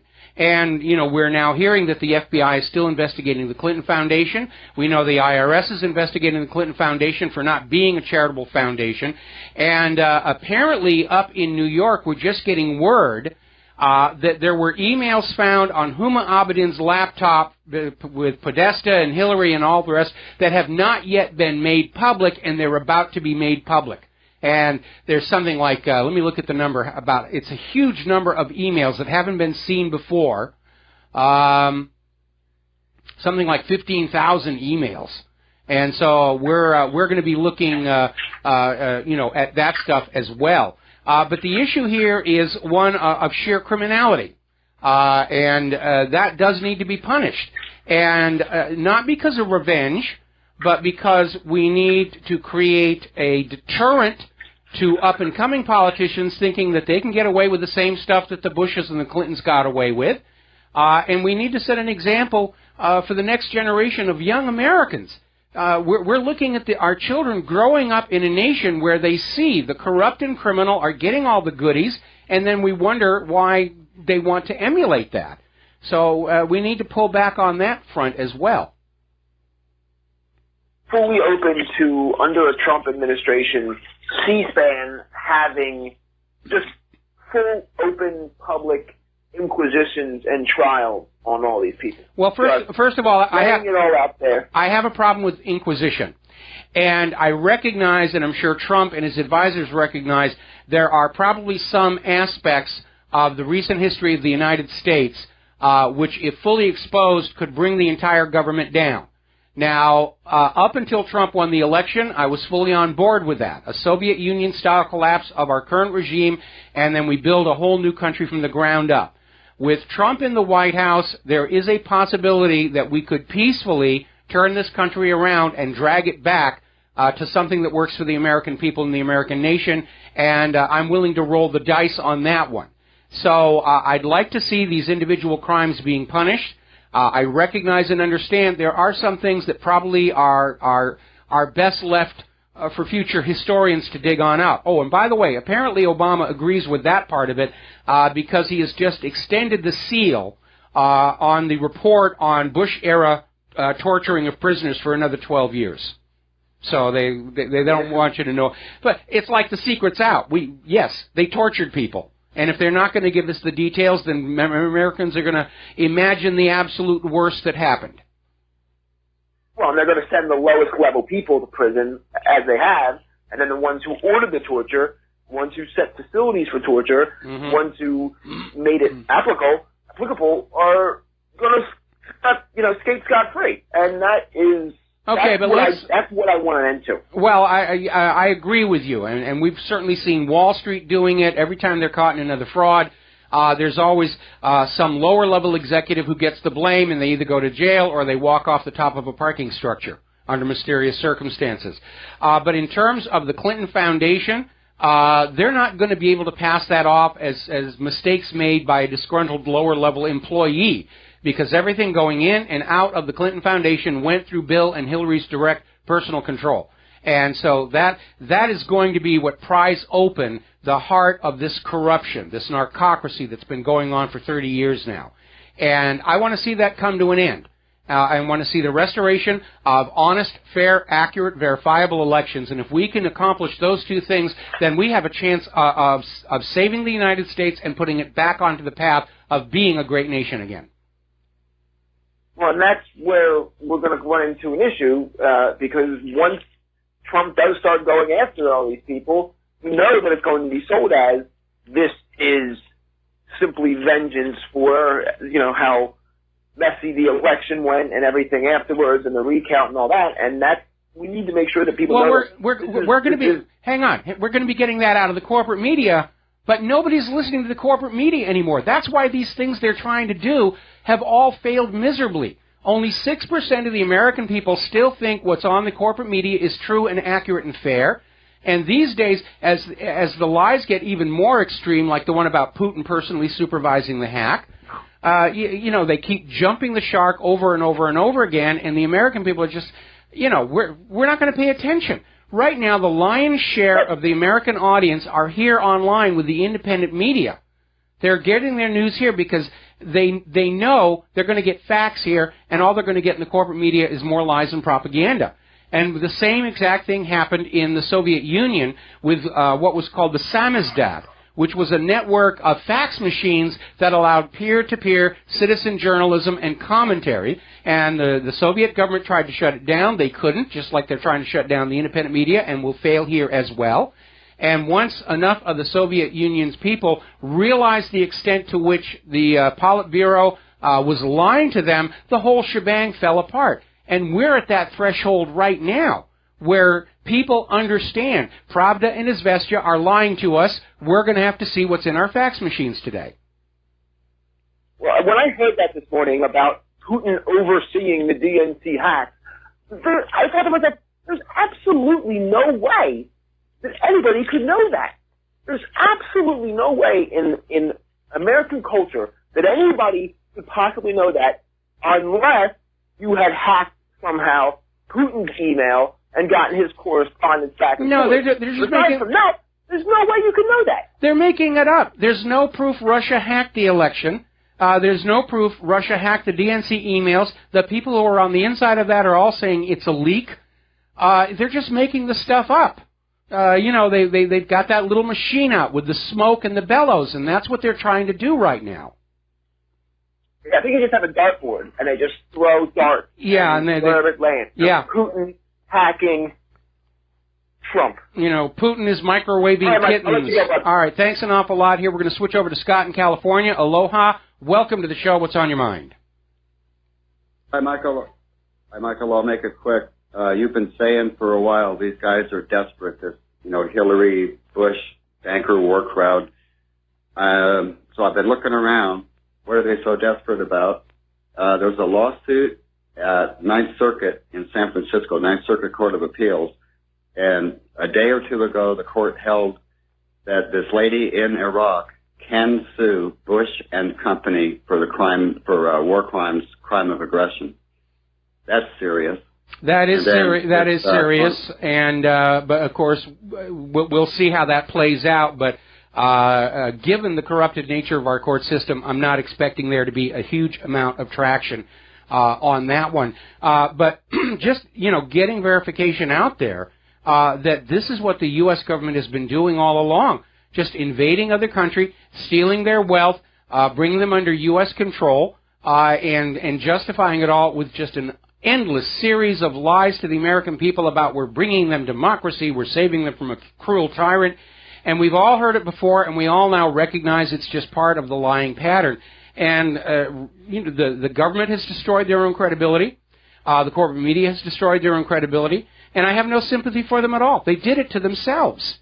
And so now they're out there trying to blame the independent media for all these independent media out there, and they're reporting on the DNC email leaks, and the American people should never have known about that. The American people should have just been fed the campaign speeches, and then they would have voted for Hillary. So we literally have the ruling class, corporate media, and the government. Their big complaint is that the American people have become too smart despite Common Core. That's what they're upset about. Well, okay, so something else that happened. This Congresswoman Gabbard from Hawaii. Yes. She goes to visit Trump at Trump Towers. Trump invited her, by the way. Yes. To discuss Syria. And then 2.5 weeks later, she puts in that no funding for terrorists stuff. So something's going on. I understand their desperation. Mm-hmm. And I think Trump is at the epicenter, and I think they're going to be hunted down and prosecuted. I would love to see that. I would really love to see that, and even better than that, I would love a job on that group that's going to go after some of these people. Anyway, Scott, going to let you go here. Going to take one more phone call, then do some news here. Sherry in Texas, aloha. Welcome to the show. What's on your mind? Hi, Mike. Thank you. Yeah, to start with, Trump, the nice thing about Trump is that he can't be lied to because he's on the side of truth. And he's not beholden to anyone. But the way it used to be, the guy at the top where the buck stops, and I put Colin Powell in that category, I always thought he didn't know he was lying and was angry when he found out that there was no weapons of mass destruction, because the guy at the top can't afford to know the truth, because if he gets on the witness stand, he can say, I didn't know, and be telling the truth. But the bad guys who lied to him will not only, and told him the lie, but didn't tell him it wasn't true. These bad guys will know the truth, and not only that, they can also prove he lied if he had known he was lying. So then he gets impeached. So it's like maybe Obama and some of these others, it won't be like this in the future, but Obama and people like that will say, don't tell me the truth because I don't want to be responsible. If I get on a witness stand, you can prove I'm lying because you'll know it. You're the one that told me the lie. And if I know I'm lying, I'm toast. Do you understand what I mean? Well, I understand what you mean, and it's a rather convoluted theory, but let's go back and correct a few things. First of all, Colin Powell did know he was lying when he went to the United Nations with his spiel about Iraq's weapons of mass destruction. In fact, the reports are there was a serious fight in the White House about this, and Colin Powell was very much not happy about being ordered to lie to the United Nations. Now, once you concede that these people at this level are lying, then if you're going to lie to the United Nations, then you're capable of lying on the witness stand under a court of law. And unless somebody has something hard to hit you with perjury, then you're going to skate on that scot-free. But the people at the top, in this case the president, I'm sure they want to isolate themselves from scandals and illegal actions, but they're all control freaks. And we know that Obama has made many claims, one example being that when the email server scandal broke, he got on TV and said, I only heard about it from the network news myself. It's shocking and terrible. Then we find out from the leaked emails that he had known all along. He'd been using Hillary's private email server to communicate with her. And that's what politicians do. They lie. From the moment they get up to the moment they go to sleep, they lie about everything. In fact, I think they avoid telling the truth out of fear we might learn how to tell the difference. And so the way to be an effective liar is to lie about everything. I remember when Bill Clinton was lying about giving up Big Macs and everything, and then we caught him in a McDonald's here on Oahu. Yeah. Well, it makes them culpable if they know they're lying, and the bad guys who told them the lie know they're lying and can prove it. If they get on a witness stand, they're impeached. They're toast. That's all there is to that. Or they wind up. They wouldn't want to know. Or they wind up in Fort Marcy Park. Okay. Yes. Okay. And that is a big reason for all that long line of dead bodies behind the Clintons. They were all the people who had that inside information that could put them into prison. Okay? Great point. Great point. Thank you. All right. Thanks an awful lot. We're going to close the phone lines now, and we're going to get some news done as we head into our third hour. Going on back to the war zones, China is now expressing its right to ready the slingshot in the South China Sea. To basically say they're putting out military installations to deal with this constant incursion by the United States into what China considers its territorial waters. There's a reason they call it the South China Sea, after all. And I think it was the Cairo Convention. It was an international agreement that said, yes, this is all China's territorial waters. So they're going to ready their slingshot in the South China Sea, and given the current quality of U.S. weapons, that may be all they need to win. We're going to take a break for commercials, and we'll be right back. And aloha, America. Welcome back to the show. And obviously that last little piece of music was not by Claire, but certainly it fits the festive season, and a reminder that the old Farmer's Almanac was right. Winter was late, but it's going to be hard, and somewhere out in the hinterland, Al Gore is wailing and screaming in frustration. Now, getting on back to the war zone here, U.S. troops are scheduled to arrive in Europe next month to reassure our allies that we are ready to deal with Russian aggression. Because we all know Vladimir Putin is just this evil, evil man who wants to invade Europe and do whatever they want him to do here. As I mentioned earlier, the Obama administration has ordered the report on the CIA torture of detainees after 9/11 to be sealed for an additional 12 years. There must be something really, really nasty in there. And again, America's image around the world has been destroyed by this. Turning to the economic news, China has been forced to halt trading in bond futures after a record bond market crash. And apparently there was a major, major sell-off. China's economy was very dependent on the U.S. economy because China's a manufacturing and exporting nation, and the United States isn't a manufacturing nation, and they import a lot of things from China. You see them down there at the shopping malls during your Christmas shopping. But Americans don't have the money to buy the volume of manufactured products from China that they used to. And so China's economy has been dragged down with the U.S. economy. And that is another illustration of why globalism is not such a great idea. It is now being estimated that Obamacare will cost taxpayers an extra $10 billion with a B next year because of double-digit premium hikes. Unless Trump can bring it under control. This was a huge ripoff. And you know, when they were going through this whole Obamacare debate, I related the story about how when auto insurance became mandated by the government, the result was the premiums went right through the roof, the deductibles went sky high, the service evaporated because they didn't need to work to get their customers anymore. The government said, you will buy this.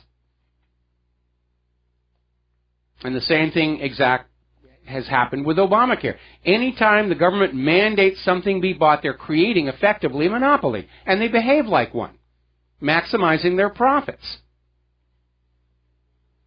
Now, over in Dallas, they're dealing with the pension system, and because the pension system is in trouble, a lot of Dallas police officers who are close to their retirement are retiring early in order to get into the pension system now while it still actually has some money there. So that's a big, huge problem as well. Another bad day on the Baltic Dry Index, dropped 37. We'll be back after station identification. Aloha, America. Welcome back to our show, hour number 3. And the phone lines are currently closed because I got a bunch of news I need to catch up on here. Turning away from the economic news to immigration, things are getting very, very ugly over in Europe, a victim of this George Soros dream of a one-world government and an ethnically blended human population of worker bees and death slaves. And they actually believed that they were just going to throw all these disparate cultures together and everybody was going to hug each other and trade wet, sloppy kisses and sing around the campfire, holding hands and singing Kumbaya, toasting marshmallows or something. Story coming out of the Express in Great Britain. Rome is literally on the verge of a war between the refugees and the city's poor as resources begin to be stretched to the breaking point. Now, apparently, over in London, 1,000 Muslims had a rally. They blocked London streets outside the embassy at Belgrave Square, chanting Aloha Snack Bar or whatever it is that they're chanting there, and demanding a global Islamic caliphate. And I'm sure George Soros looked up and said, "They said global? They said global? Count me in." I don't care which way it goes. If it's global, I'm all for it here. Now, Angela Merkel, as you know, has declared she's going to run for another term as chancellor. And she is facing the wrath of the German people who are fed up with the refugee problem. And so, in a move to appease the German voters, Angela Merkel is sending home a load of failed asylum seekers to Kabul. Millions have come in, they're sending a bunch of them out, and Merkel's going to say, see, I'm controlling it, I'm keeping it under control. We're being reasonable, not everybody's being allowed to stay. It's a token gesture, and everybody knows it's a token gesture here. Apparently, the European Union as a whole is starting to fragment over the issue of the Brexit.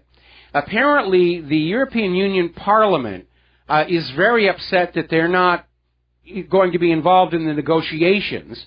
Members of the European Parliament are threatening to basically start their own Brexit talks with Great Britain, move the process along. And it's basically signaling that Brussels is starting to factionalize and break up, much as Washington, D.C. is. Now, do you remember that Ohio State University attacker, Abdul Razak Ali Artan?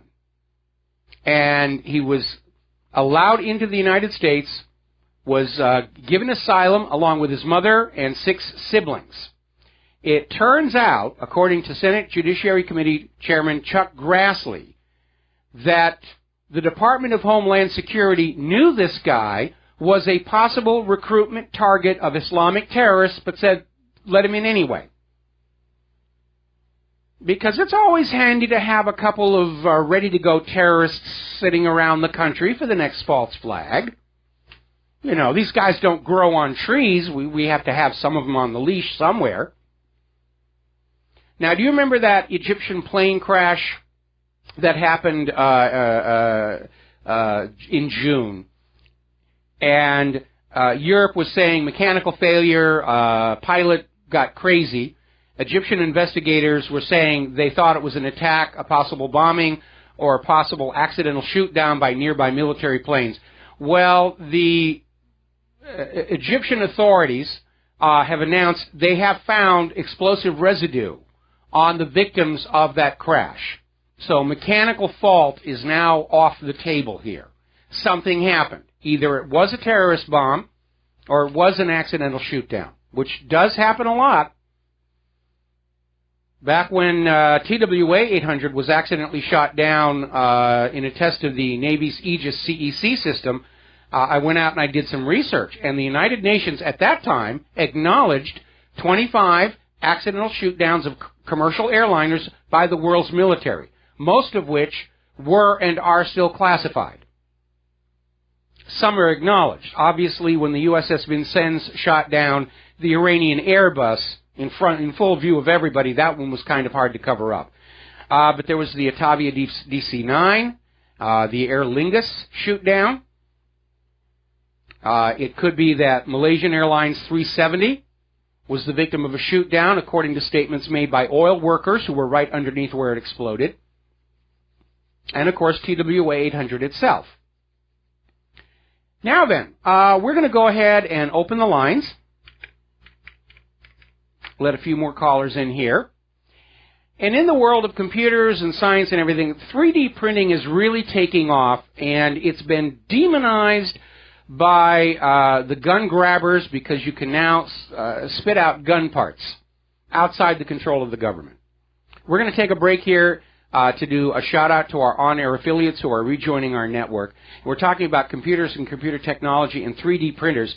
And the 3D printers are increasing in capability and coming down in price. More and more people are getting them for home use, for art projects, for gun manufacturing, and other things. And there is a new consumer-level 3D printer coming from a German startup called Next Dynamic, and the product is called the Next D1. This is a multicolor, multi-material 3D printer, and it can work in metals and in conductive resin, and can literally make printed circuit boards that work. That is so cool. Because when I was a kid and first getting into electronics, I would make my own printed circuit boards, and it's messy and smelly and it's acid and all the rest of it. Just being able to spit one out would be absolutely amazing. And in that far-off future, when I actually have money and a lot of free time on my hands, I'd love to play with a 3D printer and take some of these things I've made in the computer animation software and turn them into real objects. Actually, I'm going to make little dolls of Claire and leave them all over the place. Anyway, as I mentioned earlier in the show, the Senate has now followed the House in passing a bill called the 21st Century Cures Act, and it provides funds for liberally favored medical research. But the real impact is somewhere else, because it is basically eroding some of the safety mechanisms involved in the development and testing and selling of pharmaceuticals. They're reconfiguring the drug regulatory process, lowering the standards for the approval of drugs, and this act allows drug firms to rely on much flimsier forms of evidence for approval of their therapies. I mean, it's already bad enough as it is. And Congress is basically telling the big pharmaceuticals, we trust you. It's just whatever you've got in there, go ahead and put that stuff in there. There's been another major breach over at Yahoo. Apparently, earlier this year, hackers stole details from more than 1 billion user accounts, including names, addresses, phone numbers, weekly hashed passwords. And apparently the hackers were in there going all the way back to 2013, and they've only just now been discovered. This is separate from the breach that was announced in September. And I even got an email, because I have a Yahoo account, which I never use. But they said, you have to change your password. The things are out there. Really? Since 2013. Where's the NSA? Aren't they being paid all of these huge sums of money to stop this kind of thing? To stop the ransomware writers? Is the NSA really this gigantic waste of taxpayer money? They're certainly not stopping the Tantrum Squad from hitting my server, which they're doing right now as we speak. And that's policy. I'll share a little story with you. Some years back, when we first moved here to Hawaii, and I had an earlier version of this website up, and we were being hacked. Somebody in Canada was trying to break into the server and trying to plant things on the server that would get me into trouble. And being a good little American, I contacted the FBI, and I said, I'm the victim of a cybercrime. It was big news back then. Cybercrime, we've got to get ahead of it. And they failed doing that. And I was told by the FBI agent that took my report, off the record, and I'm not going to name names, so don't ask. But this FBI agent was very forthcoming, told me off the record that the U.S. attorney had sent out instructions that cyber attacks on Truth Movement, Patriot Movement websites were not to be investigated. You're on your own. So that's kind of what's going on with there. This next story is just so bizarre. The other day I was talking about how, computers are cool, computers are fun, they can be very, very useful. We don't need to have them in everything. I have a big computer set up here. The rest of my lifestyle is getting decidedly Luddite. I don't want computers in I don't want the Internet of Things. Every time they come out with a new gizmo, it's immediately hacked and turned into a botnet. And apparently there is a company that has put out, how shall I put this delicately and politely, an adult sex toy that has an embedded computer and a Bluetooth link so that you can control this device from your smartphone or your tablet, or your partner can turn it on from a short distance away, like when you're out at dinner and he just wants to get the reaction or something. That's a little out there. Now, here's the problem, because they've been radio-controlled, these things, for years and everything. Here's the problem. Apparently, at the DEF CON hacker conference in Las Vegas, it was demonstrated that this device was sending back to the manufacturer information about how and when it was being used. And we don't know exactly what that information was being used for, obviously marketing. But I think that's a little tacky. I think that is very, very tacky indeed. All right, so let's talk about human-caused global warming. And by the way, the phone lines are open, 800-313-9443, 800-313-9443. Up in Chicago, they are being hit by intense, intense cold.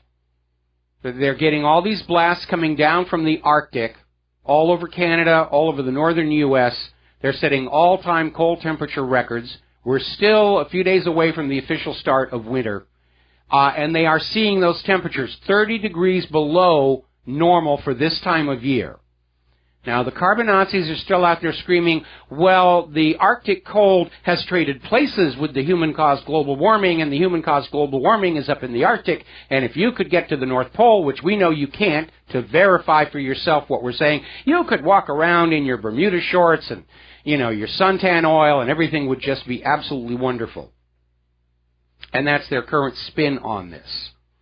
But at this point, it's becoming very, very obvious that the global warming hoax was just exactly that. And they're still out there trying to push the idea that humans are warming the earth and they've got to tax carbon. And they try and pull back, and instead of global warming, they're saying climate change, but they run into a little bit of a problem. Because once they acknowledge the earth is cooling, then it doesn't make any sense to tax carbon, does it? Because if Al Gore was correct and carbon dioxide in the atmosphere warms the planet, we need that if we're going into a new little ice age and a Maunder minimum. Now, NASA's already discovered that carbon dioxide in the atmosphere does not, in fact, behave like the glass pane in a greenhouse. That, in fact, carbon dioxide is an atmospheric coolant. Water vapor is the biggest greenhouse gas up there, but you're not going to get people to pay a cloud tax. Methane is 10 times as potent a greenhouse gas as even Al Gore thought carbon dioxide was. But most methane comes from bovine flatulence, deep crust microbes, and termites that are life forms far too intelligent to listen to anything any American politician has to say. So that didn't work on Al. So how do they justify imposing a carbon tax on you if the snow and ice is pouring on down? They have to go back on out and say, global warming is real. You're not seeing it in front of you, but take our word for it. It's all around the rest of the world, and they've got scorching temperatures in all these other places you can never get to and verify for yourself.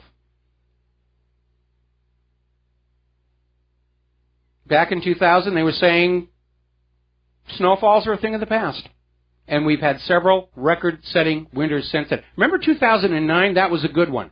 The UK Met Office came on out in autumn and predicted a snow-free winter for Great Britain due to human-caused global warming, and Britain just got socked with snow and ice. It was totally white. Looking at it from space, it was like you were looking at a globe where somebody had just painted all of Great Britain in white.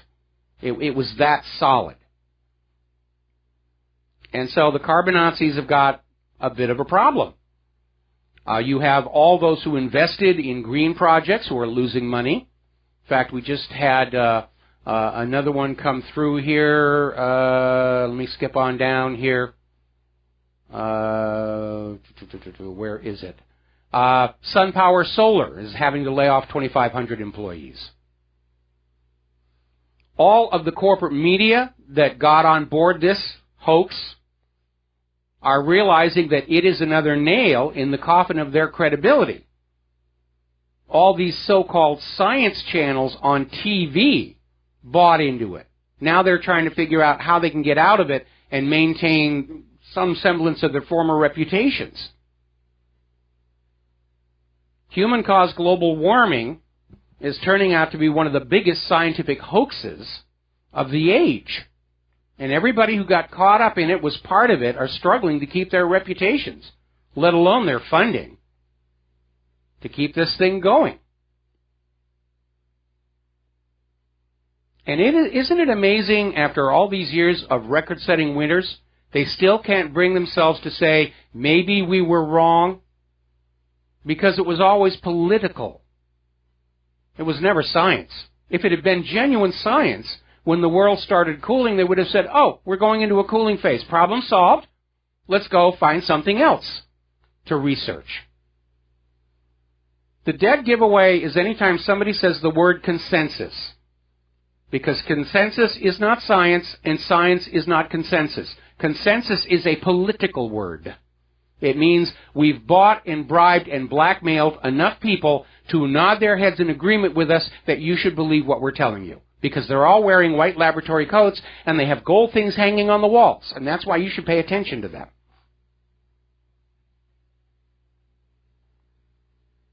And anybody who's out there still clinging to the belief that it's impossible to have a wide-ranging conspiracy to defraud ordinary people, human-caused global warming is the perfect textbook example. It involved the United Nations Intergovernmental Panel on Climate Change. It involved NASA. It involved NOAA, the Hadley Climate Research Unit at the University of East Anglia, Penn State, New Zealand Meteorological Bureau, the UK Met Office, Discovery Channel, National Geographic. They were all on board of this, and it never stood up. How did National Geographic respond to the cooling Earth? Last year they ran an article, "Why don't people believe scientists?" Well, you're not supposed to believe science. It's not a religion. It's not a belief system. It's the real world. And the real world has not matched all those global warming, the predictions I mean, even economists don't miss it as badly as all those scientists claiming the Earth was getting warmer. Got to take a break for commercials. We got a caller waiting on the line, and we'll be right back.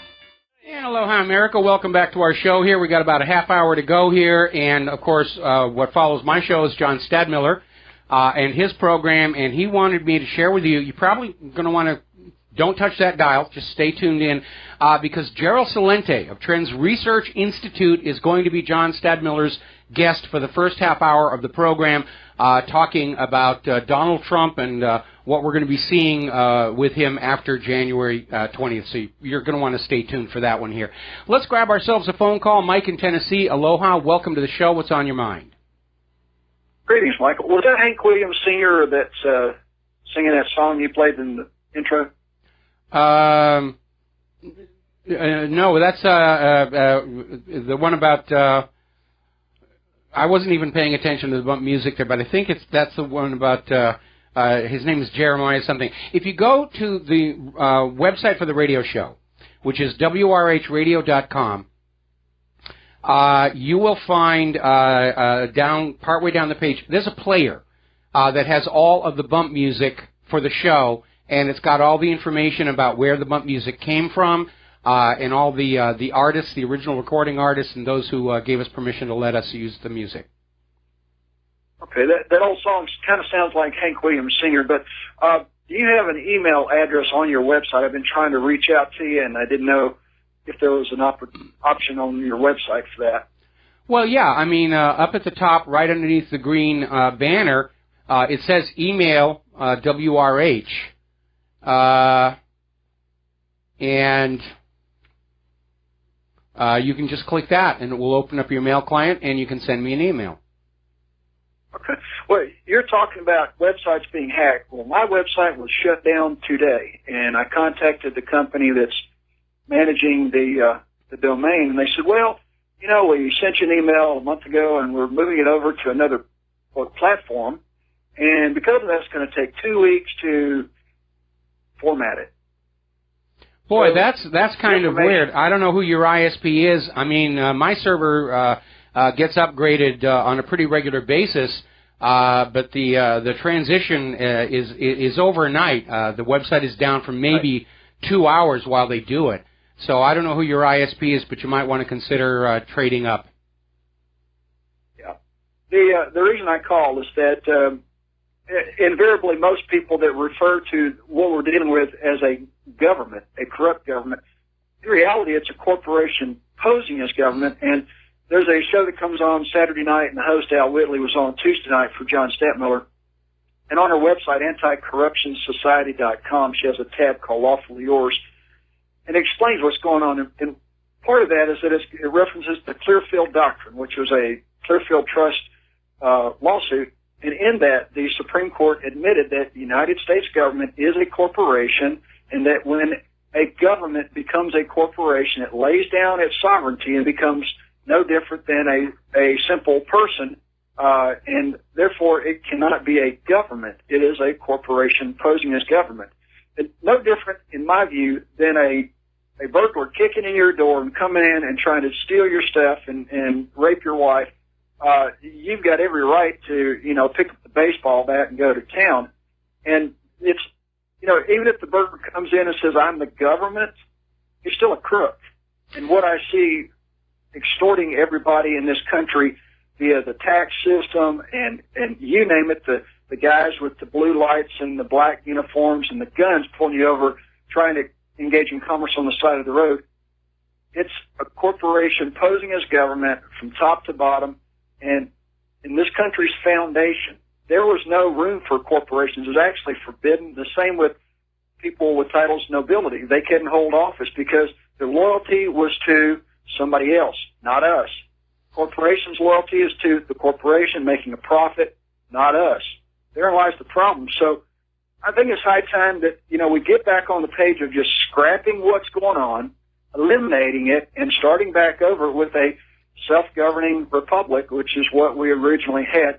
Commerce can still go on. People can still buy and sell and trade.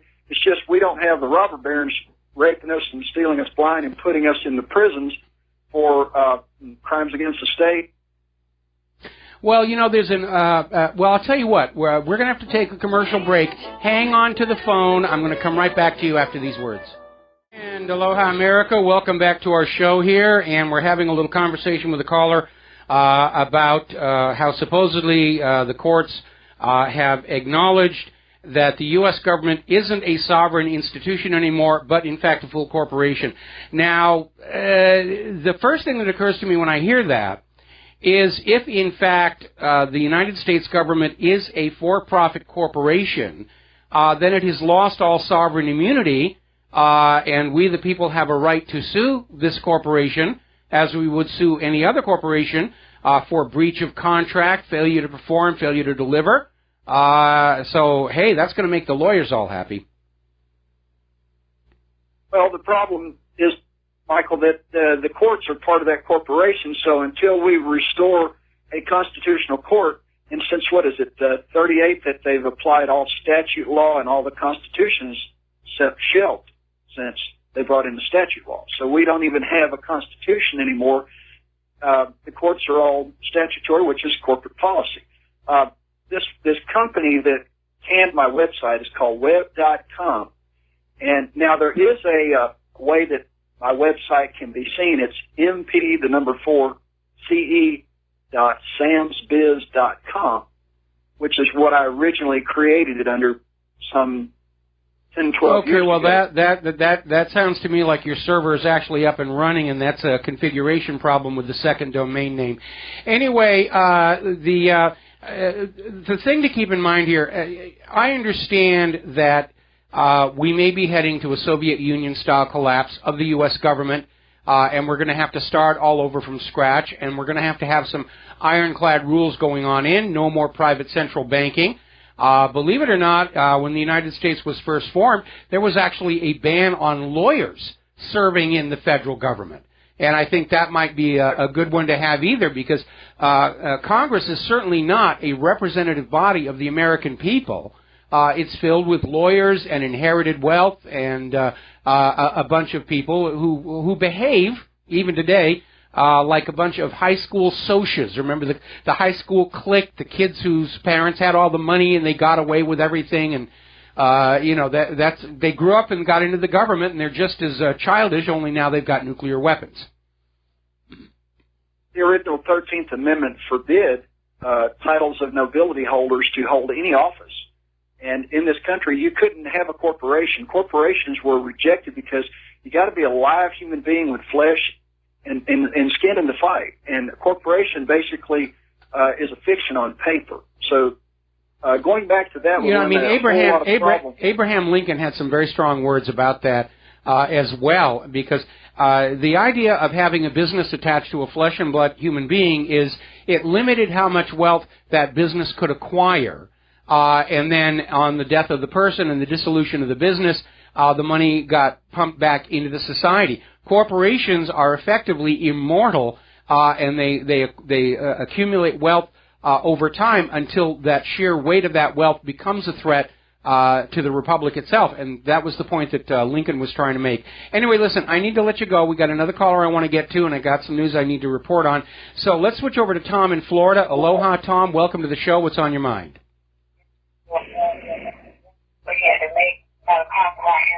Tom, are you there? Tom, are you there?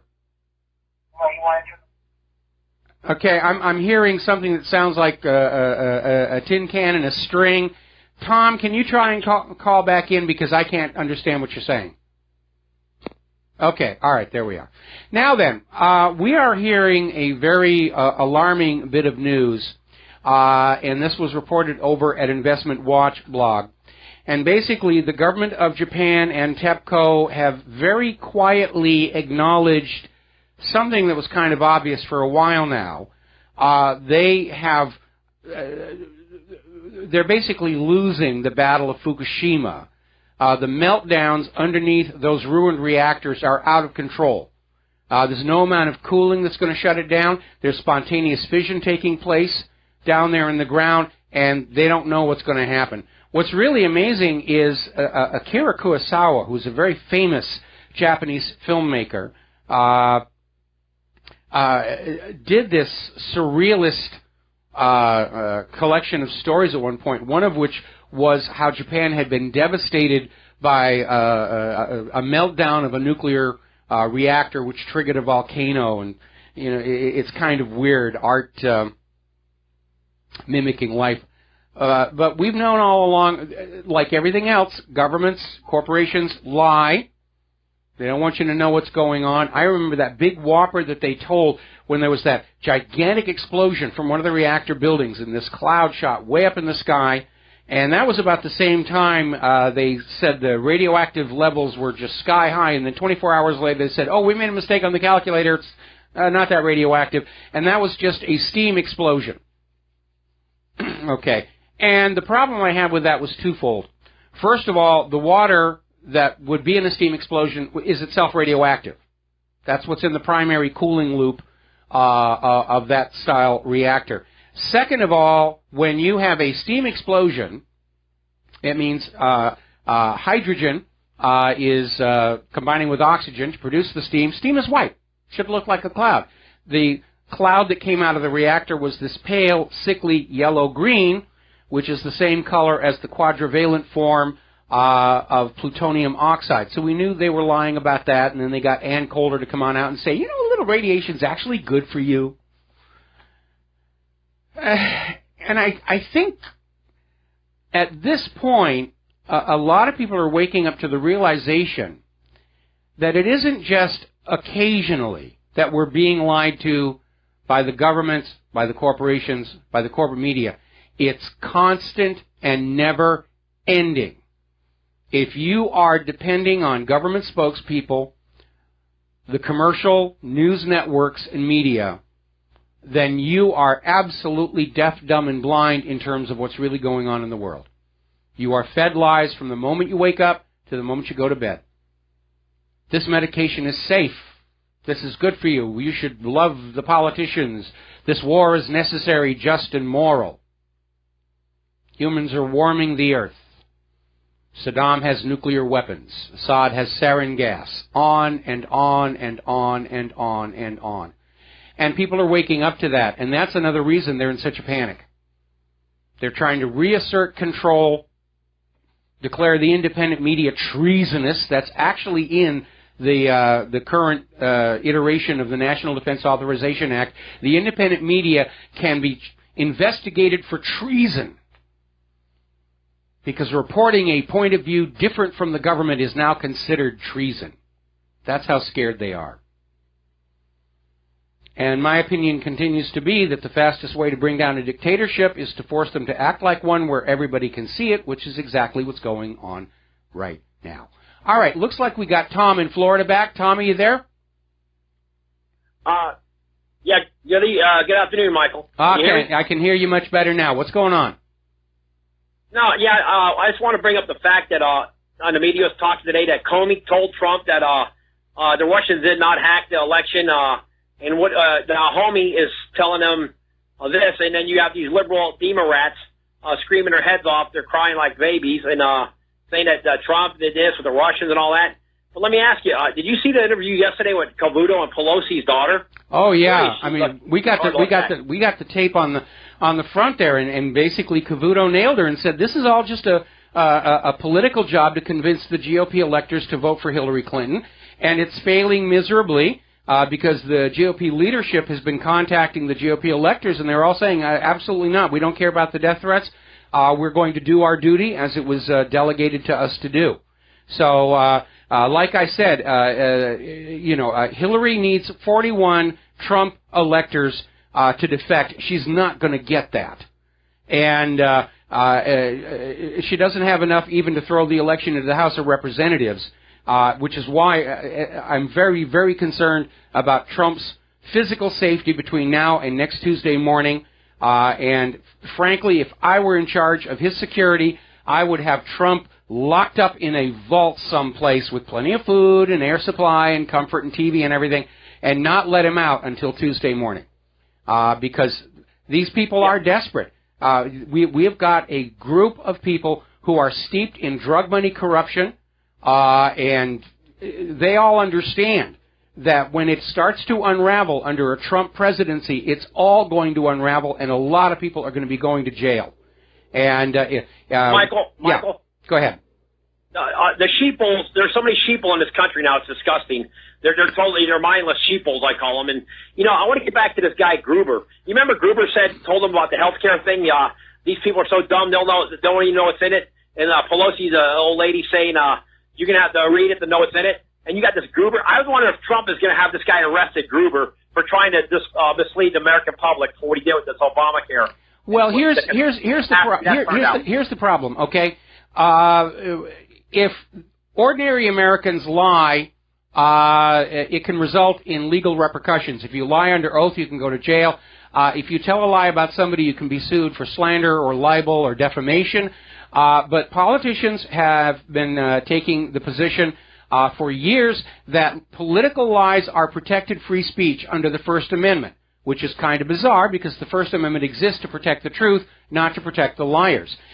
We've talked before about that Fox News synthetic bovine growth hormone lawsuit, which established there is no law requiring the corporate media to tell the American people the truth, that the management of corporate media can order their prostitutes and correspondents to lie to the public, and if the prostitutes and correspondents refuse to lie, they can be fired legally for refusing to lie to the public. And that tells you all you really need to know about the corporate media. The system is set up so that we have to be truthful and they're allowed to lie with impunity. Now, of course, we've taken that away from them, and the number of people who are still sheeple is a very small minority, 6% of the population, as of the last time we checked the numbers on that. So, people are waking up. Zbigniew Brzezinski described it as the global political awakening. Of course, from his point of view, that's a bad thing. They wanted us all to stay asleep and believe what the corporate media was telling us and trust our government that they were doing the very best thing for us, when basically government's job is to set us all up to be looted by this or that corporation for the few pennies still remaining in our pockets. Michael, one more thing I want to bring to your attention. Okay. This Muslim girl in New York that's claiming that 3 white men that were Trump supporters are screaming all kinds of Trump hate at her. She just admitted she's lying. But the fact of the matter is, she did that. She should be getting the same punishment that 3 guys did assault her that they would be getting. The stuff that she's done on the white males in this country is disgusting. And let me tell you, Michael, what's happening here is why that's another reason we shouldn't be bringing these Muslims in here, because they're going to be always screaming this and that about. Well, hold it. First of all, it's not just the Muslims who do this. We've seen all these so-called anti-Semitic hate crimes. There was that student up at Georgetown University was caught painting swastikas on her own door. This kind of stuff goes on all the time to play for sympathy and get media attention for your agenda. Now, this Muslim girl in New York did get arrested for filing a false police report. Apparently, she spent a little time in jail. And it's a minor charge, and she'll be out with a wrist slap. But it's not like she just walked away from this hoax without any consequences going on. But behind all of this is the fact that our nation has lost its moral compass from the lust of this ink and paper stuff to keep the bankers happy, and the fact that when all hierarchical structures inherit the morality of those at the very top.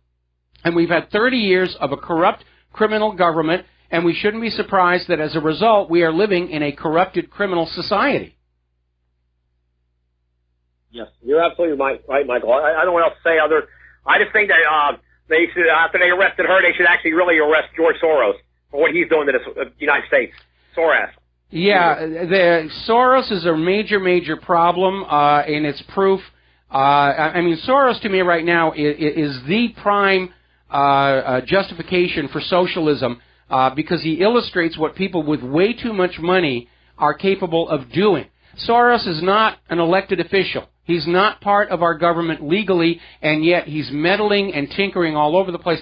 And I wish these same people who are screaming over an imagined interference in the U.S. by Russia would take a look at just how much interference Soros has been behind. Black Lives Matter, all this stuff, the refugees.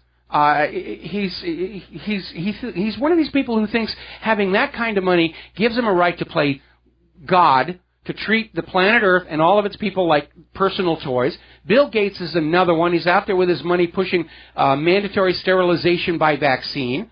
These people were not chosen to be our rulers and our leaders. They simply have enough money to buy whatever it is they want. And that, of course, is also a problem with our current political leadership, going on back to that CIA gun and drug running operation out of Arkansas 30 years ago. I agree with you, Michael. One of them is Goldfinger, the other one's Stinky Finger. That's all I can tell you. And, you know, all I can say is this, you know, we got Trump in there now, and I pray for the best, and I think he's going to do a great job, and, you know, I think the country's going to turn around a little bit, if anything. Well, we have a chance. I think it's going to be going in the right direction. We have a chance to turn this country around without having to go through a collapse or a civil war and a revolution, and I'm willing to roll the dice that we can pull that off. Okay? I agree, Mike. All right. Absolutely. Thanks an awful lot. Thank you for taking my time. We're going to let you go here. What George Soros reminds me of, and I've mentioned this before, there was a movie way, way back called The $1 Billion Brain. It starred Michael Caine, and it was sort of a follow-on to a franchise called the Ipcris File movies. And the storyline was basically this billionaire, who was played in the movie by Ed Begley, who was using his money to start World War III with the Russians, just because he had enough money to do it. And Soros is the real-life version of that character. I've got enough money to just do whatever I want with the world, therefore I have the right to do that. And that is definitely wrong. I did not vote for Soros to be in charge of my life. I did not vote for Bill Gates to be in charge of my medical care and vaccines. And there has to be some controls. And one of the controls, of course, is a tax policy that instead of forcing the money upward to the ultra-rich, recycles it back down to the lower levels of the economy so the system can keep on ticking. That's what we really, really need. Right now we're living under economic fascism, and it seems like there's this push to create a global fascist economic dictatorship. That's what the New World Order is really all about, a global fascist economic dictatorship. And we're going to take a break for commercials, back with the last segment of our program after these few words. And aloha, America. Welcome back to our show, last segment of our program today. And a reminder that Gerald Salenti is going to be John Stadmiller's guest for the first half hour of John's program, which is following immediately. So you're going to want to stay tuned for that. We're going to be talking about Donald Trump here. I'm looking at a story here right now where apparently the corporate media is now putting on out that Russia was behind the Pizzagate scandal. And Russia is trying to plant child porn on the computers of America's politicians like, poor old Anthony Weiner and all the... I mean, talk about jumping the shark here.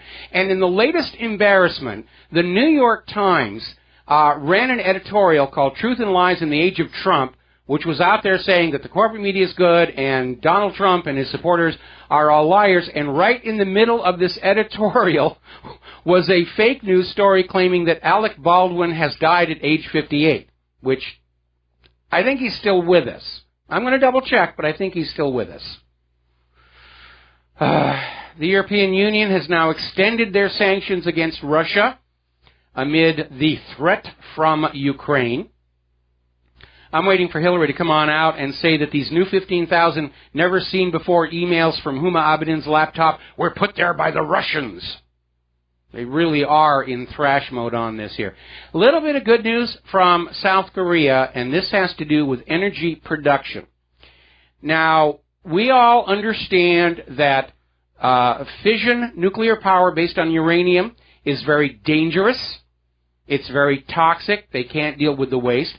There is a type of fission reaction involving thorium that's considerably cleaner and safer, but it doesn't make bomb stuff, which is why it's never been pursued in this country. But behind all of that has been what is called the holy grail of nuclear power, and that is controlled fusion, which is what powers the sun. And it promises vast amounts of energy without the waste disposal problem that you have with uranium fission reactors. It can't explode or melt down.